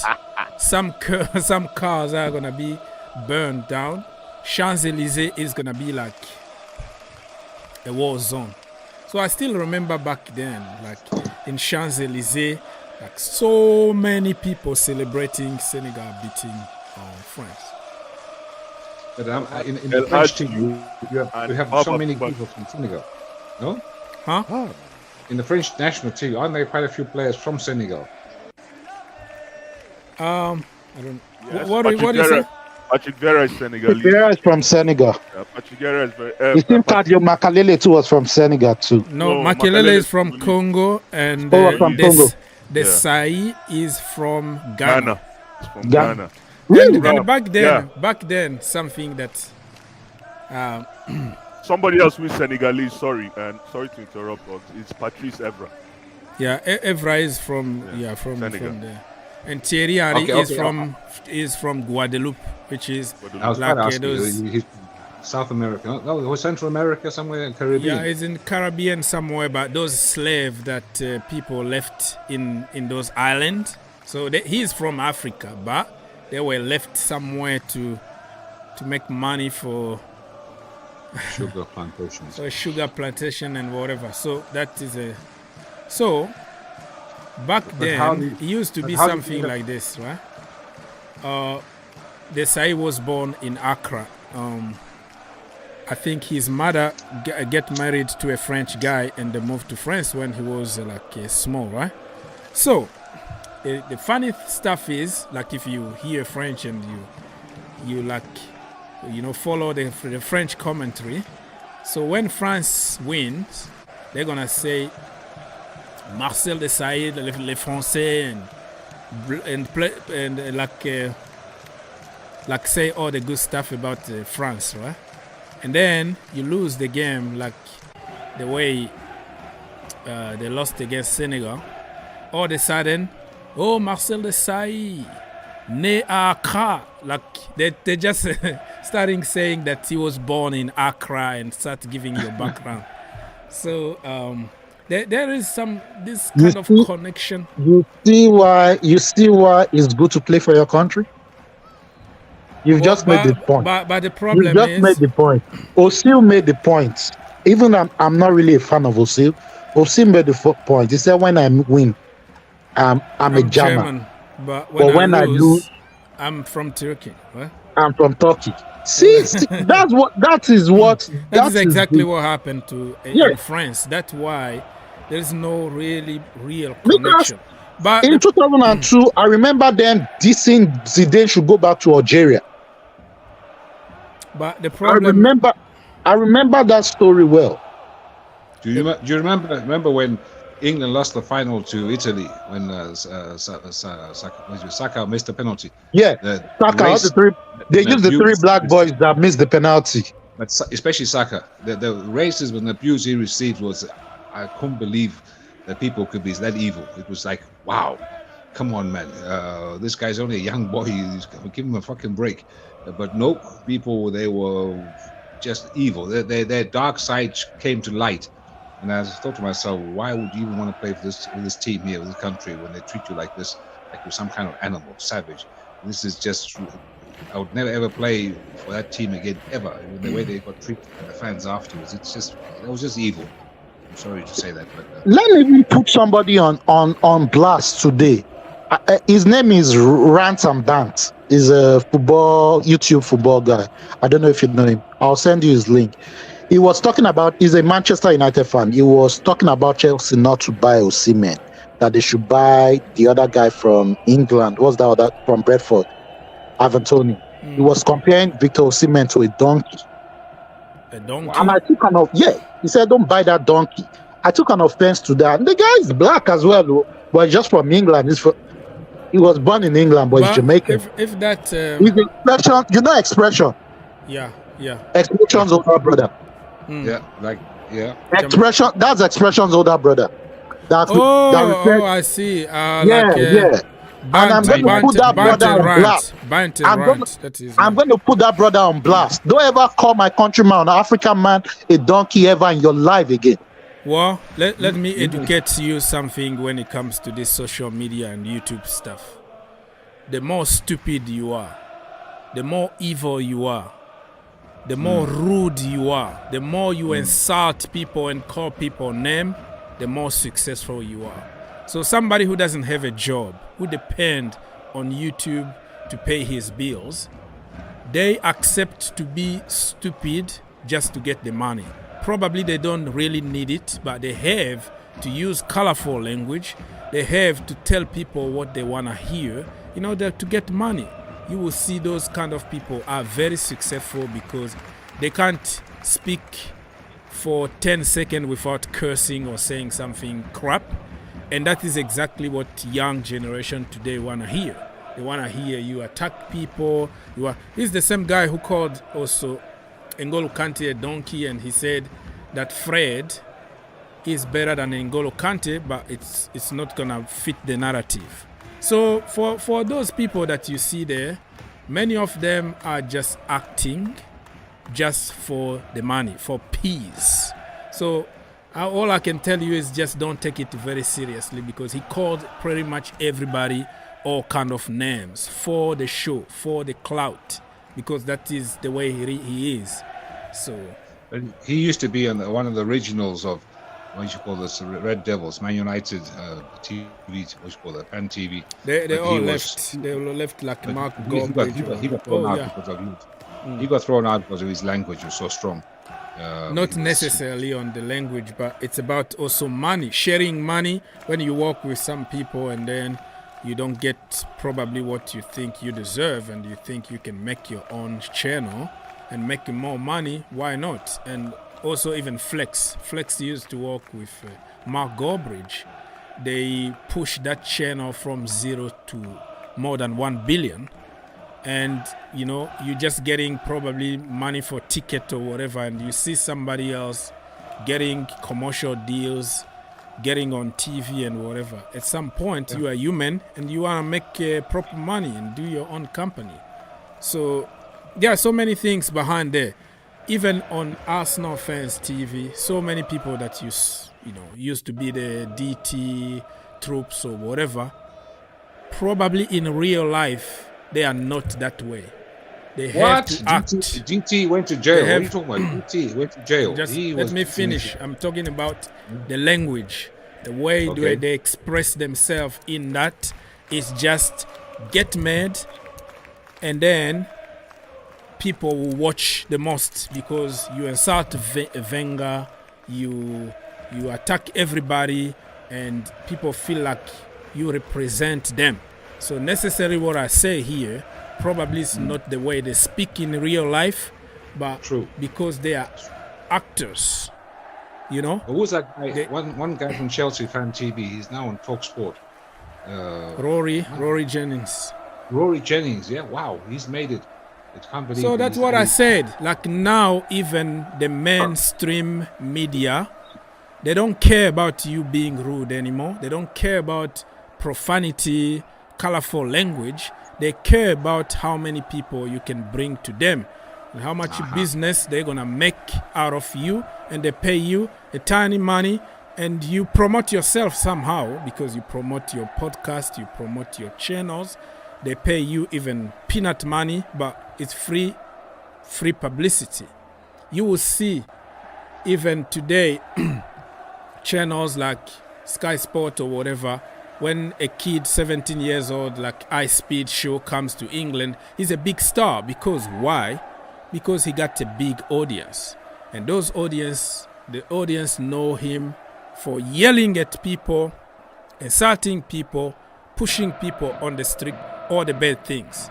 But they will try to clean it, forget that part of what you are terrorizing the population, and care about how many people are behind you, are listening to you, and we can do business with you. So that's you have to be very, very careful about taking everything seriously because somebody said something and insulting your country or whatever. That is what he's supposed to do, to put some food on the table. But you see these like, let's say, like for example, Talk Sport. To your point, they have realized that yes, it's good to get former players with the Obviously they experience, obviously they know the game and they got their opinions. That is one side of it. But if I'm listening, I also want to hear the opinion of my fellow fans, how my fellow fans are thinking. So this is how why TalkSport, if you notice, they're bringing in more and more YouTube guys. You'll probably be the next guy. You'll probably be the next guy they'll hire. But they're bringing in as like extra pundits, because then you get a more balanced, and it's not just so one-sided and gets boring. And they've woken up to this reality that the social media is now becoming king, and it's no longer just a TV. Because if you listen to the usual Gary Nevilles and the Roy Keanes, people are tired of traditional people. You are football players that failed as a manager, and you sitting on TV and teach us how to play football. People don't want to hear about anything from you, but they want to hear about a guy, a local boy, who speak the neighborhood language, who speak just like me, who is giving an opinion. So they understand that side of business now. That's why they wanna go there. And I can go even more further than that. You know that some girls who are just leaving their skin out and they are in some OF kind of website, they are now called superstars. The main media inviting them, the Formula One inviting them, the FIFA Award Ballon d'Or, you will see them there sitting in the front row. Why? Because they know the business they're going to get from those people. They are big stars in their own world, but they close the eyes on the bad side of leaving your skin out and then corrupting young kid 10 years old and getting money from them. They just close their eyes. They just want to get business behind you, and that's it. So I'm telling you, the world is changing right now. The world, I don't know how the world is going to be in a few years from now, because this is the kind of leaders that people are following now. Before, it used to be real leaders, Nelson Mandela, or some soldiers that won some battles or something, firefighter that saved 15 kids. You know, you have role models. You have real, like, movies from, let's say, Hollywood or whatever it is, who teach people life and struggle and hope and stuff. But now you make your own film for 2 hours using artificial intelligence, and using colorful languages with no clothes, girls, and then you are more successful than somebody who spent 2 years working on a movie. So imagine what kind of leaders we're going to have tomorrow, because the kids today, that's what they know. Those are the role models. Those are heroes. They talk to them on social media, and all that. So what kind of world are we going to have tomorrow? But then this, what you're basically saying is that the values and the norms of what is right and what is wrong, what is respectable, what isn't, have the borders, or what you call the limits, have been moved maybe in the wrong direction. Some of us are old school here, and so where you have times have changed. Society has changed. You have people now who are women now become men who now become women, and men taking part in women's sports and breaking all records, and it's become the unacceptable has become acceptable. I don't know how and where we got to this. Are we still talking football, guys? My goodness. In general. Okay. Okay, it's not football. Okay. But in general, we're talking about life, because you just disappear. Life. You are having your breakfast or champions or whatever. You don't talk. So what do you want us to talk? It's about life, bro. One second, I thought I was listening. I thought I had it on CNN. No, because the problem is Aziz asked a question about somebody who disrespected Nigeria. So we went from there to say many people that you see on YouTube, on social media, they are acting just for the money, just for the clout and clicks, because that's what people want to hear today. Today's generation, you come with your tie and suit and try to talk like a proper journalist. Nobody cares, because people are tired of those people. They want to hear somebody who speak like them. So everything went from there. So it makes perfect sense. Everything that we speak here is making sense if we followed from the beginning. But I understand. Let's go back to football. You bring something on the table then. No. Keep talking. No. I just wanted to make sure I didn't have it on CNN. That's all. No. That's the way it is. It's part of life. No. I hear you loud and clear. What Mr. Oaks is basically saying that he's not going to sell out I don't do that, man. I don't do that. He refuses. He has integrity, and he will work his way up to the top. He doesn't need to be cheap and show some skin. Oh, or whatever. probably I'm already in the top in my own world, in my own way. It's not something that I will come here and say on TV. I think I'm good and I'm blessed enough. I do this. I meet amazing people like People's Republic, Aziz. If I go to Atlanta today, I don't have to pay the hotel. I'm gonna sleep. I'm gonna sleep in Aziz's couch. You know. So I meet a lot of people. I do it for fun, and that is the most important. What do you guys think about that game that we beat Aston Villa 3-1? Oh, wow! I'm still in shock. It's like, is this Chelsea? I was watching. Is this Chelsea? Which team is it? Who are these imposters? I couldn't believe what I was watching. And they were actually chasing the ball. They were, those 50% duels. They won every single one in the first half. I think, is this Chelsea? Fantastic. I was just shocked. I couldn't sleep. So, sorry, let me say something. For people who are watching on YouTube, my picture actually is frozen. You can hear me, everything working good, but it's kind of, my camera is giving me some problem. But you can continue listening to us, no problem, while I am trying to defroze, if that is even the word, my camera. I don't know. I just touched it violently somehow, and it just put me in one position and just like block me from in that position. Bam. But it's not a big deal because everything is working good. So just to give you a heads up about this. Yes, so Chelsea against Aston Villa. That's what your question is, right? Yeah, that was okay. That was a surprising game for me. It was very refreshing to see that kind of football. You know, for me, I was very impressed with the way the midfield looked. Conor Gallagher on the front foot. I don't know where the boy he can score. And the pivot of Enzo with Caicedo. I don't know what happened. For some reason, it worked. So now, which one is Enzo's position? Is he like a 6 or is he an 8? No, is he a 10? Position, no, Enzo is not a 10. That was the mistake Pochettino was making. He's a deep line playmaker. There you go. Exactly. He takes the ball from the defense. If you notice, I've always been complaining why is Caicedo, Enzo, and Gallagher, why are they far from each other?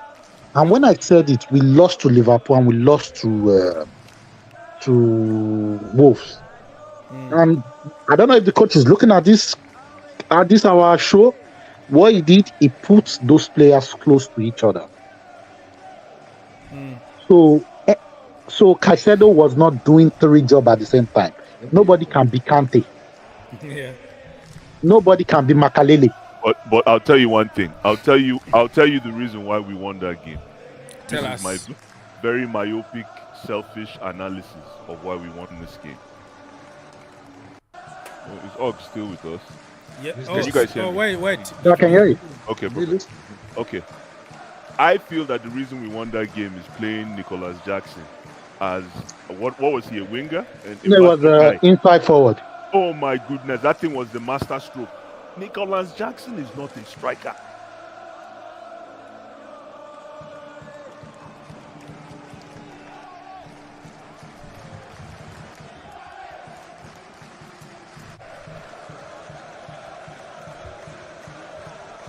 They bring him either midfield.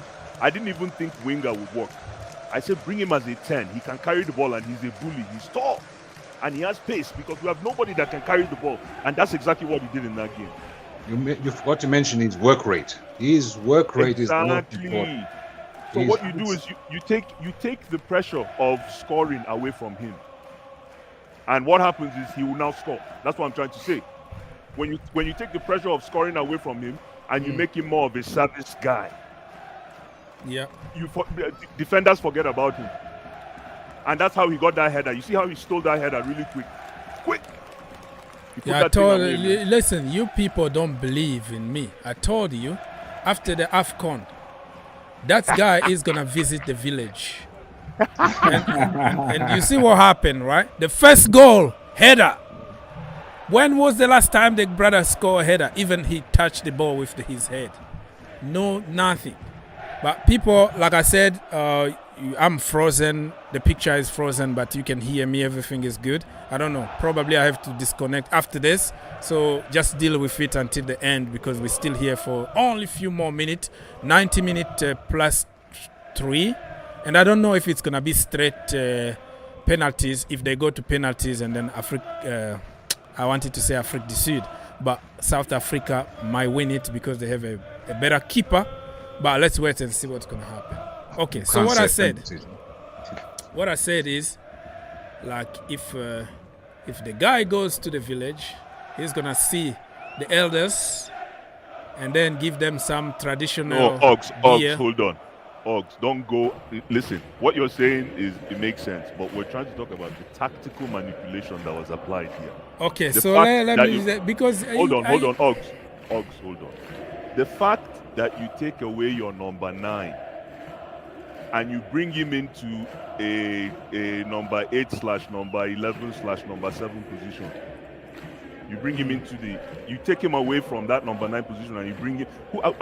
Who played number 9 for us? Was it Kopama? Exactly. Thank you. But what I want to say, this is not the first time Pochettino did it. He did it against Luton when we went 3 goals. That's what I'm saying. I was going there next. So, that was the first time he did it, and we won. We won that game. Yeah, so sometimes, Pochettino needs to be flexible. It's not my way alone. You need to be flexible sometimes. Let's see. Try this if it works. If it doesn't work, we'll know, okay, these players are shit. Try this if it works. I can guarantee you, if he plays 10 games with Nicholas Jackson in that role, we're going to win 8. We don't know. We still have a very tough game on Monday. You know. All I can say is this: we get Man City for the weekend. You did the formation at the wrong time. All I can say is this: when is Man City's game? In the weekend. After the Palace, Crystal Palace on Monday. Palace and City on the weekend. The weekend is gonna be City, wow. But probably City will be saving some people for the Champions League. That is another case. But listen, if we have a very good game of football against Palace, we beat them.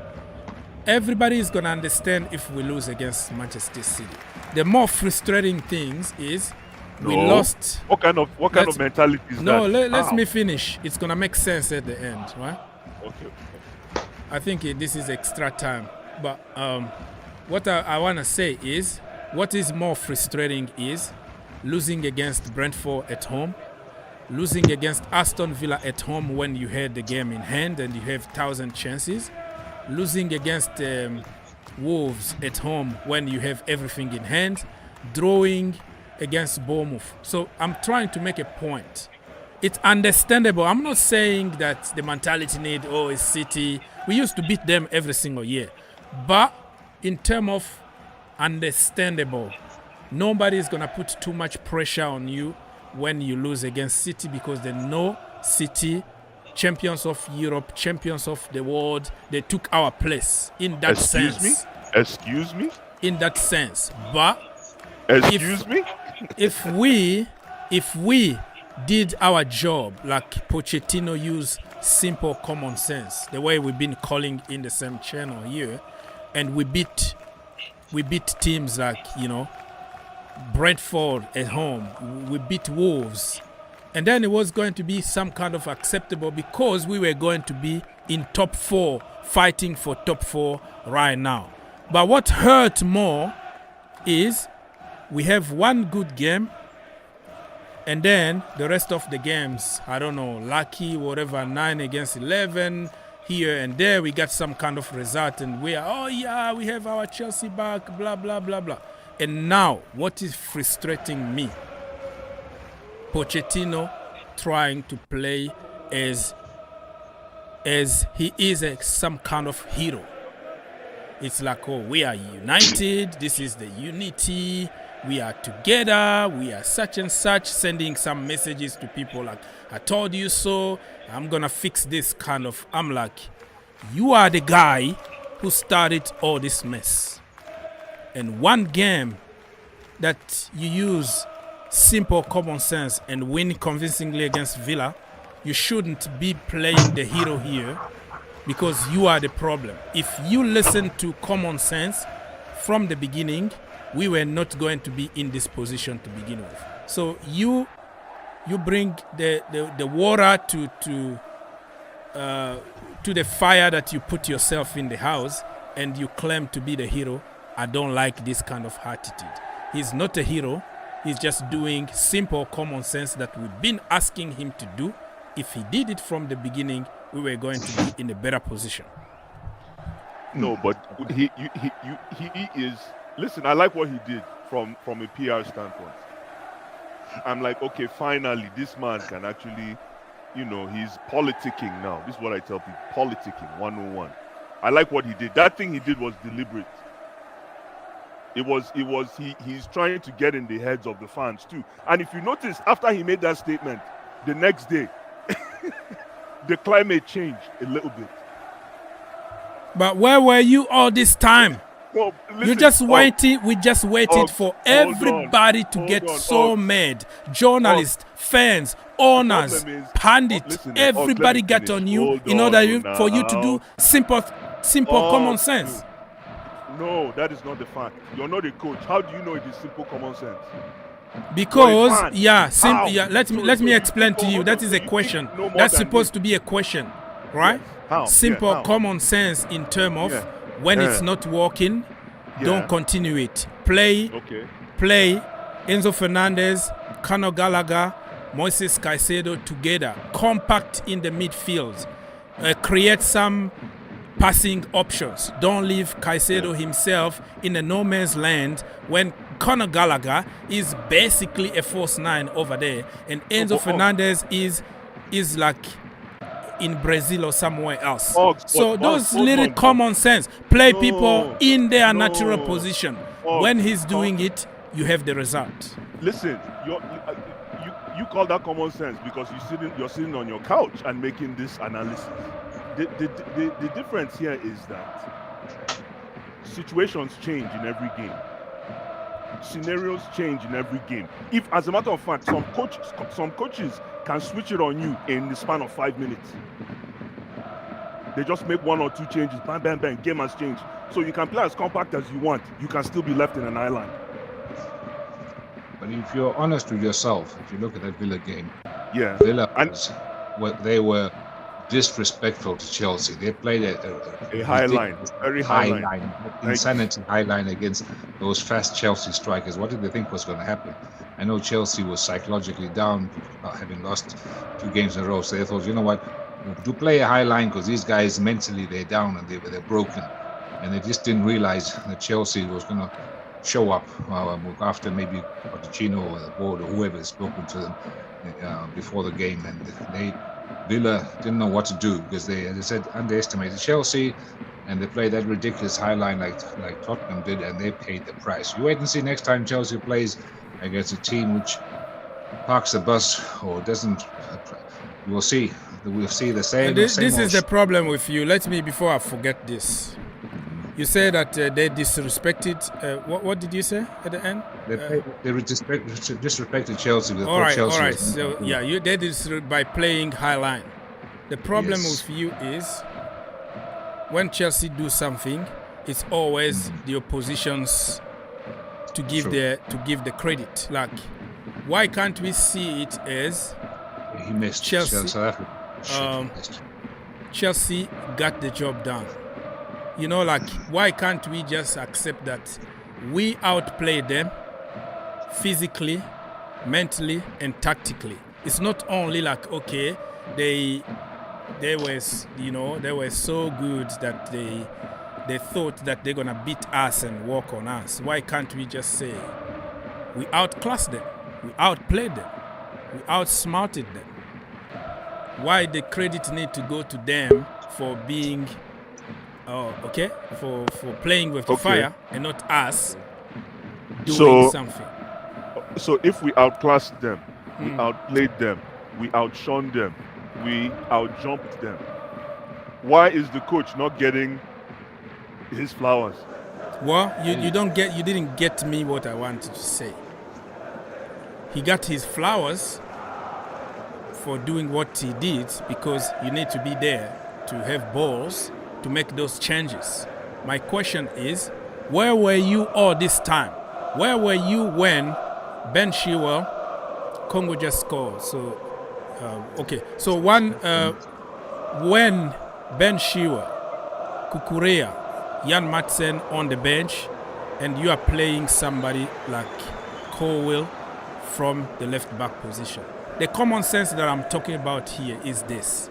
If you do the right thing, the basics, people like me who always think outside the box, I'm not going to get on you because you did what you could. But when you see that Jackson is so bad with his head, he can't play with his back toward the goal, and you did the right thing. Now you don't want to play him in that position anymore. You change. That is common sense. So where all this common sense were for 7 months that we've been crying out and asking you to do the simple things? That's the thing I'm saying. The problem is no. He did the simple things. As I'm thinking for him now, he did the simple things, but the simple things didn't work because the resources he had to do the simple things just were not computing. He brought Enzo and he put Enzo behind the striker, not behind the striker, but sort of in front of the pivot because Enzo can share the ball. That is basic thinking, isn't it? Sure. You know? What else does he do? He brings in Caicedo and puts him as a shield in front of the defense, as somebody who can receive. Congo 2, Afrique Du Sud 1. Yes. Oh, so is it penalties? Yeah, it's penalty straight. It wasn't so 2-1 to Congo. South Africa missed one penalty. Yes. Continue, man. Yeah. So again, man, thinking for the coach, I still think Pochettino is below average. But thinking for the coach, he tried the simple things and it just didn't work because of the crop of players. Finally, we're using one. What scares me, Ogs and gentlemen in the panel, is that we're using this game as a sample size to say that this is the basic thing you're supposed to do. That's criminal. We're using one game to get excited and say that this is the standard of what it should be. It doesn't. It shouldn't be that because that is just one game. It could be. Exactly. It could be one of. We've lost our standard since when Mr. Old said it's okay for Man City to beat us. We're not gonna cry. Can you imagine? Can you imagine? No. This is not the first time you've always. No, this is not the first time you've always been saying it, Mr. Old. You don't get it. You see, this is how. Not the first time you always this is how things I are taken. I always have a clash with you that my standard for Chelsea is to win. The problem is you just speak one word and you want to make it as a gospel. I didn't say that. You took it. Let me finish. This is not the first time you've been saying it. And it's not the 10th time don't you'll be speak saying for it. me. Don't speak for me. We Okay. listen. We still have the VAR, right? The VAR officer is there. What I said is understandable. It's just like when you lose against, let's say, Sheffield United, right? There shouldn't be any. Let me just tell you something, because you ignore it or not, their level and standard in the Premier League. There are teams that you know. Yes, it's the Premier League. Anybody can beat anybody, but unacceptable. We're gonna beat them. The problem I was trying to make a point. I was trying to make a point that you won't let me finish because you wanna win the debate, but it's okay. What I said is it's not okay to lose, but it's understandable when you lose against Real Madrid, because you know Real Madrid. Non-negotiable. Listen, Never. being understandable doesn't mean that you are okay with the debate, with the defeat. It's like people are gonna understand, and until now, people still ask question. Okay, it's understandable and it's okay for Wolves to beat Chelsea 4-2 at home. If that's the case, then it's understandable and it's okay for Liverpool to trash us 4-1. It's understandable and okay for Brentford to beat us 2-0 at home. It's understandable and okay. No. That is what you are trying. That is the implication you are trying to tell me. Let me tell you, I'm a Chelsea fan. No matter what, how the season is bad, I expect us to be in the top 4 or top 5. That was always my expectation. This board, since the day they brought Potter in, they've lowered our standard. When Potter said is okay for Man City to beat us 6-0 or 4-0. I mean, was it 4-0 or 5-0? It was okay for them to beat us. That's when I knew that, and they didn't fire him. And that's when I knew this board is going to take us to the bottom. They're going to destroy Abramovich's what he has built at Chelsea. You are meant to build on top what the man has built on. I'm not going to sit down and be saying it's understandable for Arsenal to be beating me. I'm not going to say it's understandable for other teams to beating us. That is criminal. That's a criminal statement. That you can be jailed for 10 years for that. Okay, that's a criminal statement. Are you finished?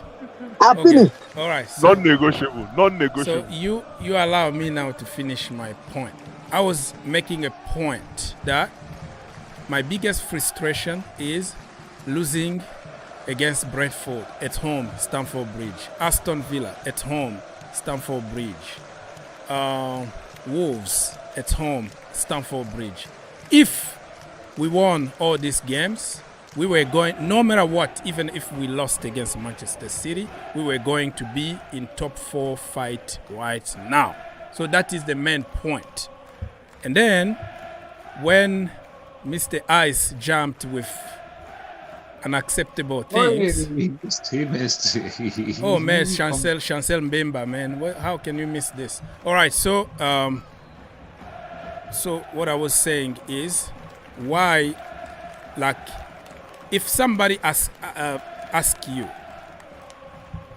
you know, like logically, if somebody ask you, why did you lose against Sheffield United, for example, it's gonna be different than why did you lose against Bayern Munich or Real Madrid? Because there are levels. There are levels of, okay, you lost, but you lost against the best. How? Acceptable. How? Because they are the best, you like it or not. Manchester City. Let me tell you, on paper, you have that mindset about, oh, Chelsea, we are the best. All right, it's good. No. It is about football. But it's football. How are you going to convince me now that Chelsea are better than City? Because you can't change history. The current, the current champions of Europe. Your statement is that, so it is understandable if Liverpool should beat us. I didn't say that. You don't want to understand. No, that's what you're trying to say. No. That is what you're trying to implicate, that even though we got into the final, it's understandable for Liverpool to beat us. I didn't say that. You are that's what you're trying to refer. Except I don't understand English again. Stop talking for me. Let me explain myself. Okay, guys. Okay. One before. Okay. What I got in that English, Mr. Holt said is understandable for. I understand why you were saying that we shouldn't have lost to all those other smaller teams. I agree with you with that part. But you saying it's understandable for Man City to beat us, Real Madrid to beat us. I didn't say that. That's the problem. You just putting word in my mouth and you don't want to understand. Okay. Explain it again. I don't know, because I explained the same thing, you take it out of context. What I said, let me give you an example. If Nigeria, let me finish this time, right? If Nigeria lose in the World Cup against Argentina, or Nigeria lose in the World Cup against Venezuela, it's gonna be different. People will say it's Argentina, and it's understandable because they have Messi, they have this. Let me finish. But if you lose against Venezuela, what is Venezuela? What place they are around the world? FIFA kind of ranking. What is the place? In that sense, it's easier or it's understandable for people to handle the defeat against Argentina than the defeat against Venezuela. That's it. It doesn't make sense. You just made it makes even sense. more. You made it more confusing. You've told this story in so many ways, and you still haven't landed. Ogs. I already landed. You just You don't did not want to land. understand. You There did is not nothing land. I can do Crash. to convince you. You've tried many ways. You've told many stories to try to convey this your message. It doesn't make sense. You lose, you lose. You lose, you lose, man. There's no level of understanding the gravity or being able to muster the pain. Let me even bust your bubble, yeah?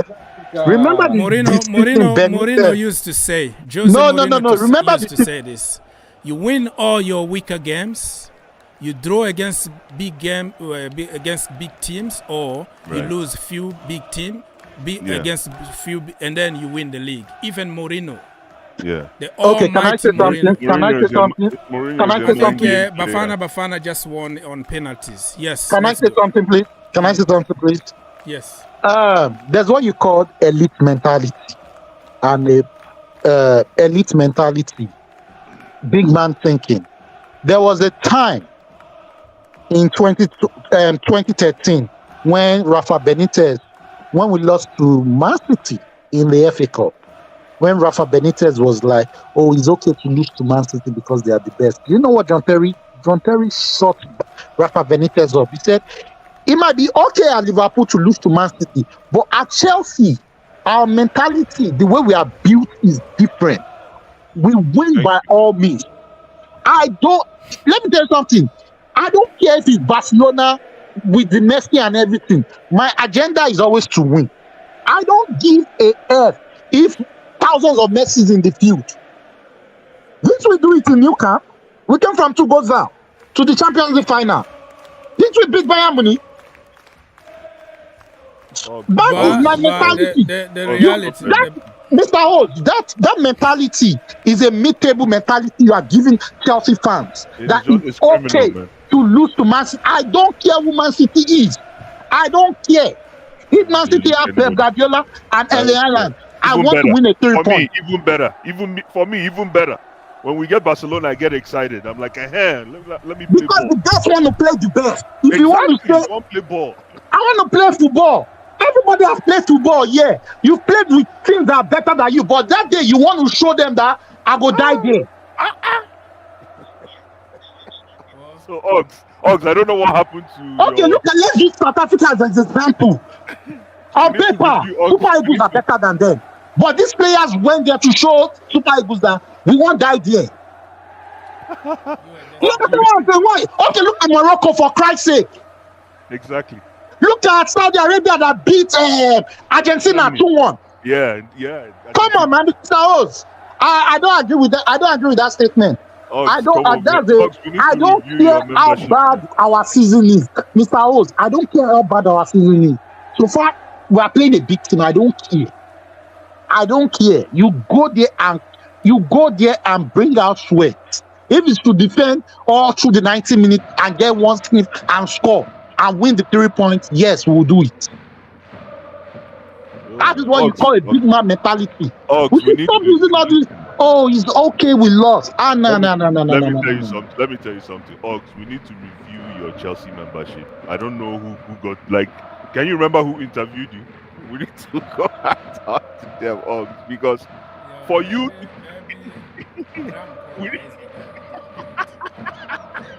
We need to call Graham Potter. Okay, let me go. And find out how you got on. Afcon Ghana took us to the first final in our life. You know what? What happened to what did Abramovich do to him? He fired him because we were meant to win that Champions League. Let me say something.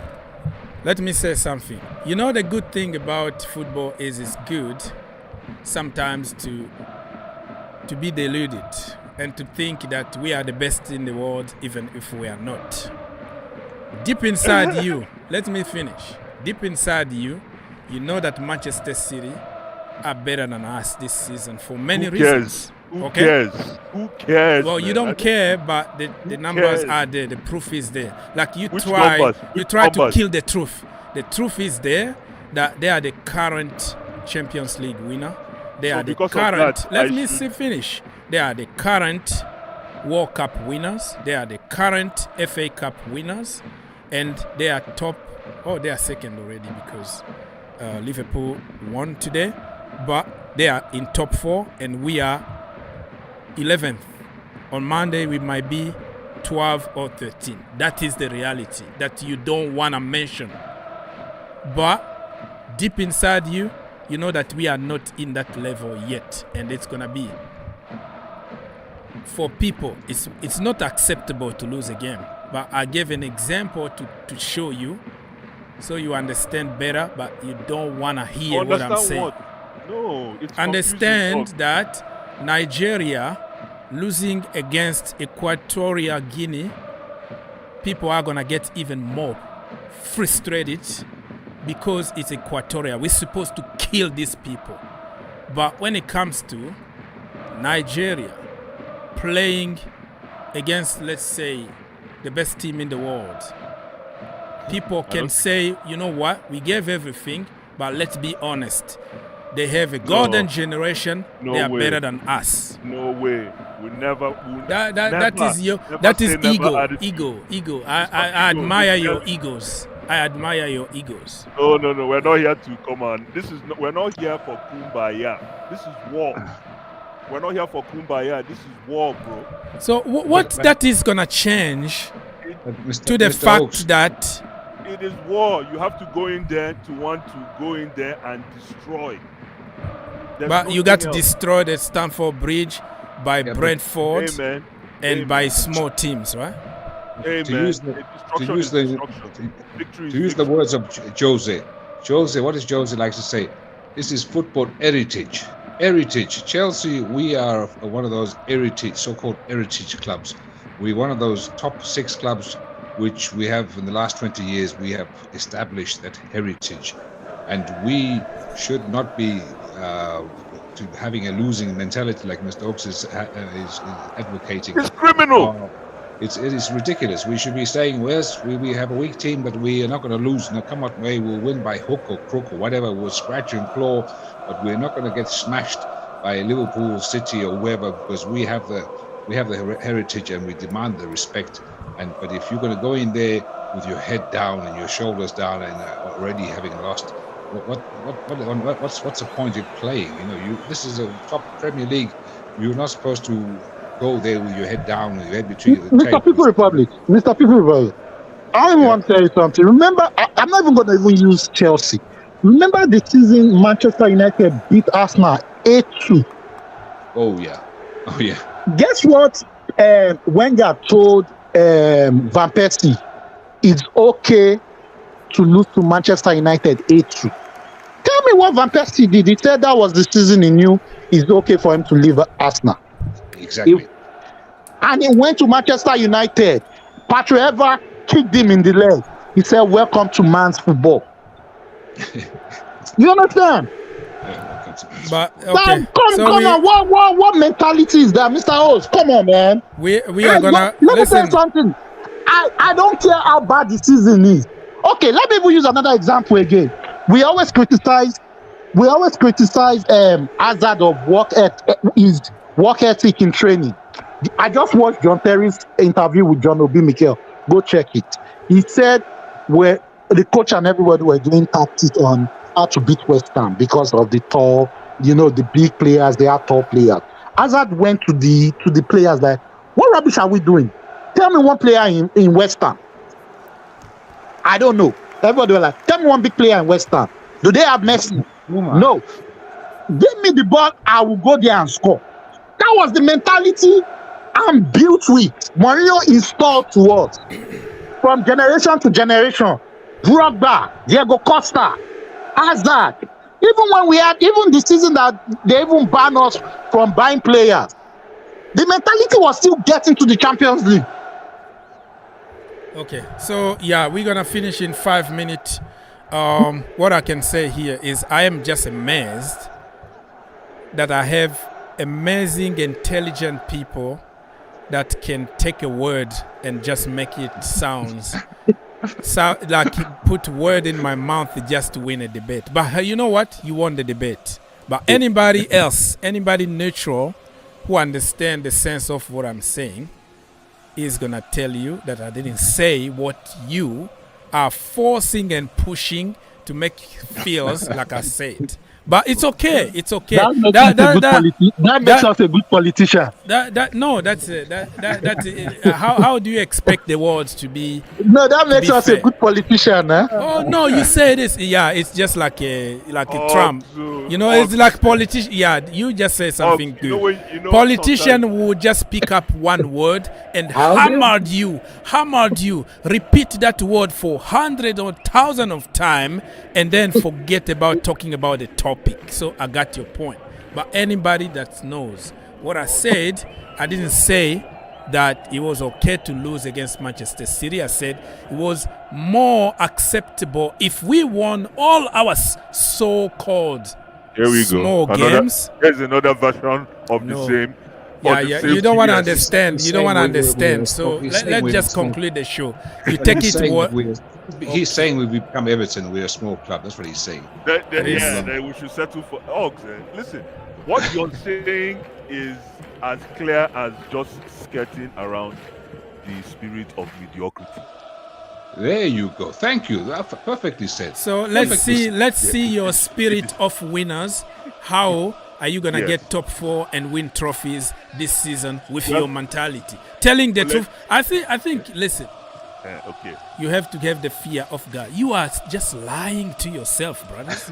How can you, intelligent people that I always speak with, can be in that level of delusion? This is how Nottingham Forest found themselves for 17 years in the second division and first and League One, because they think we are champion of Europe. We won back-to-back Champions League. Yeah. This is the mentality that you have to take. And Pochettino, even in the press conference, said last time, forget about Abramovich, forget about Chelsea of 20 years. This is a different Chelsea that we are building. So if you're gonna continue, we used to win, we have to say this for the banter, bro, you're gonna find yourself in the championship with bragging rights.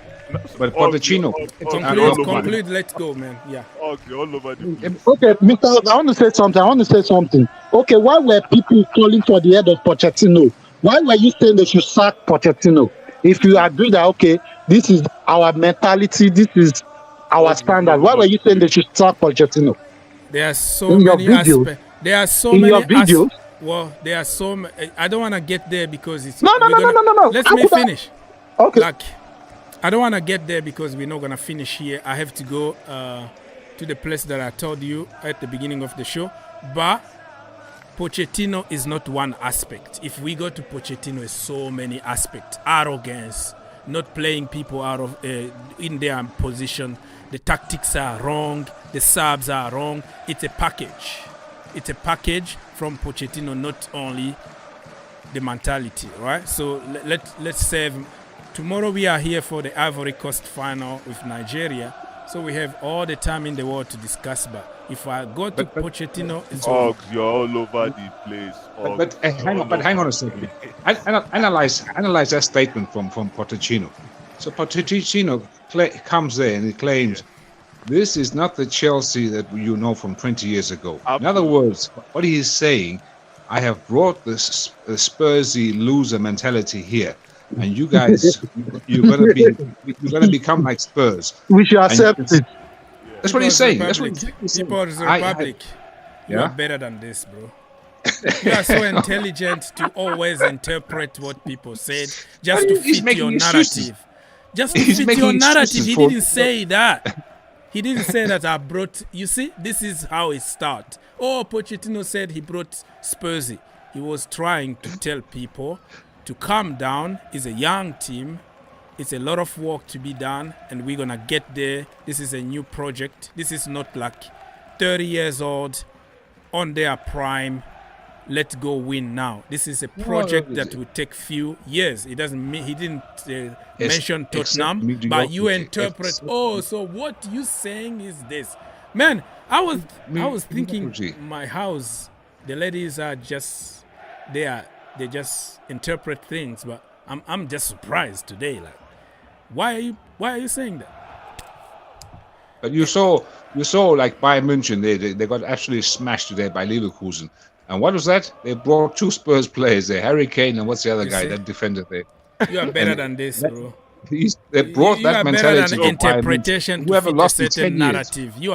You are much better. You are an intellectual guy. Even when you speak, you can tell. All of you here are people who went to college, university. But the level of what you going is, oh, you said it, and you just pick one word, and then boom, for the heck You're of. all over the place. Okay, conclude, bro. Conclude. We have to leave. You're all over the place, Ox. You haven't. Good luck to landed. you, Nigeria, tomorrow. This is your plane that you've been flying. You don't know how to land this plane. You're all over the place. You've tried to tell this your story in so many renditions, and you're back to the same old thing. Because you don't want to hear. Mediocre, So mediocre, my hope is average. that you can understand something by me using analogies. But I just realized it's not gonna work because you wanna win. Because you wanna win. So now it's an so what you were using then was an analogy. Okay. So you see, that's why I say you're all over the place, Ox. Conclude, bro. Let's conclude the show. Say goodbye to people, Mr. People's, Mr. Okay, Who's Mr. gonna Oaks, start? Yes. Before I go, I must remind you something. Do yourself a favor. Go and watch, dig up the Pat McAfee show from yesterday live, and watch Thierry Henry live in the studio. The funniest you'll ever see Thierry Henry. Normally Thierry Henry is a very serious guy and what have you, but there he was making jokes and he was just very, very lively, funny Thierry Henry. You think, wow, this guy is actually so full of life. So do yourself a favor. You watch that from yesterday. He's on there for about 15 minutes, and So what the point? Give us the point you want He to make. he wants you to go and join us now, which is where. No. Watch just for you, because I know you love Henri. So you go and watch him there, and you will enjoy it, and you will forget about this discussion from this evening. It'll be a happy place. Ox has decided to settle for less. Hey, problem. Oh my goodness. I can't believe. It's been fun again, as always. This Take channel care, is fantastic. guys. Take care. Cheers. Cheers, man. Cheers. Yeah. All right, so People's Republic also is gone. Aziz, are you still there? Say goodbye and let's see you tomorrow, man. You still there? Okay. All right, I can't hear Aziz very well, so I will see you tomorrow. Sorry for the camera, people. Tomorrow I'm going to have a brand new camera. You can see me. For the last 20 minutes, we've been just using this telephone here, the voiceover, because my camera decided to disappear. So I'll see you tomorrow. God bless.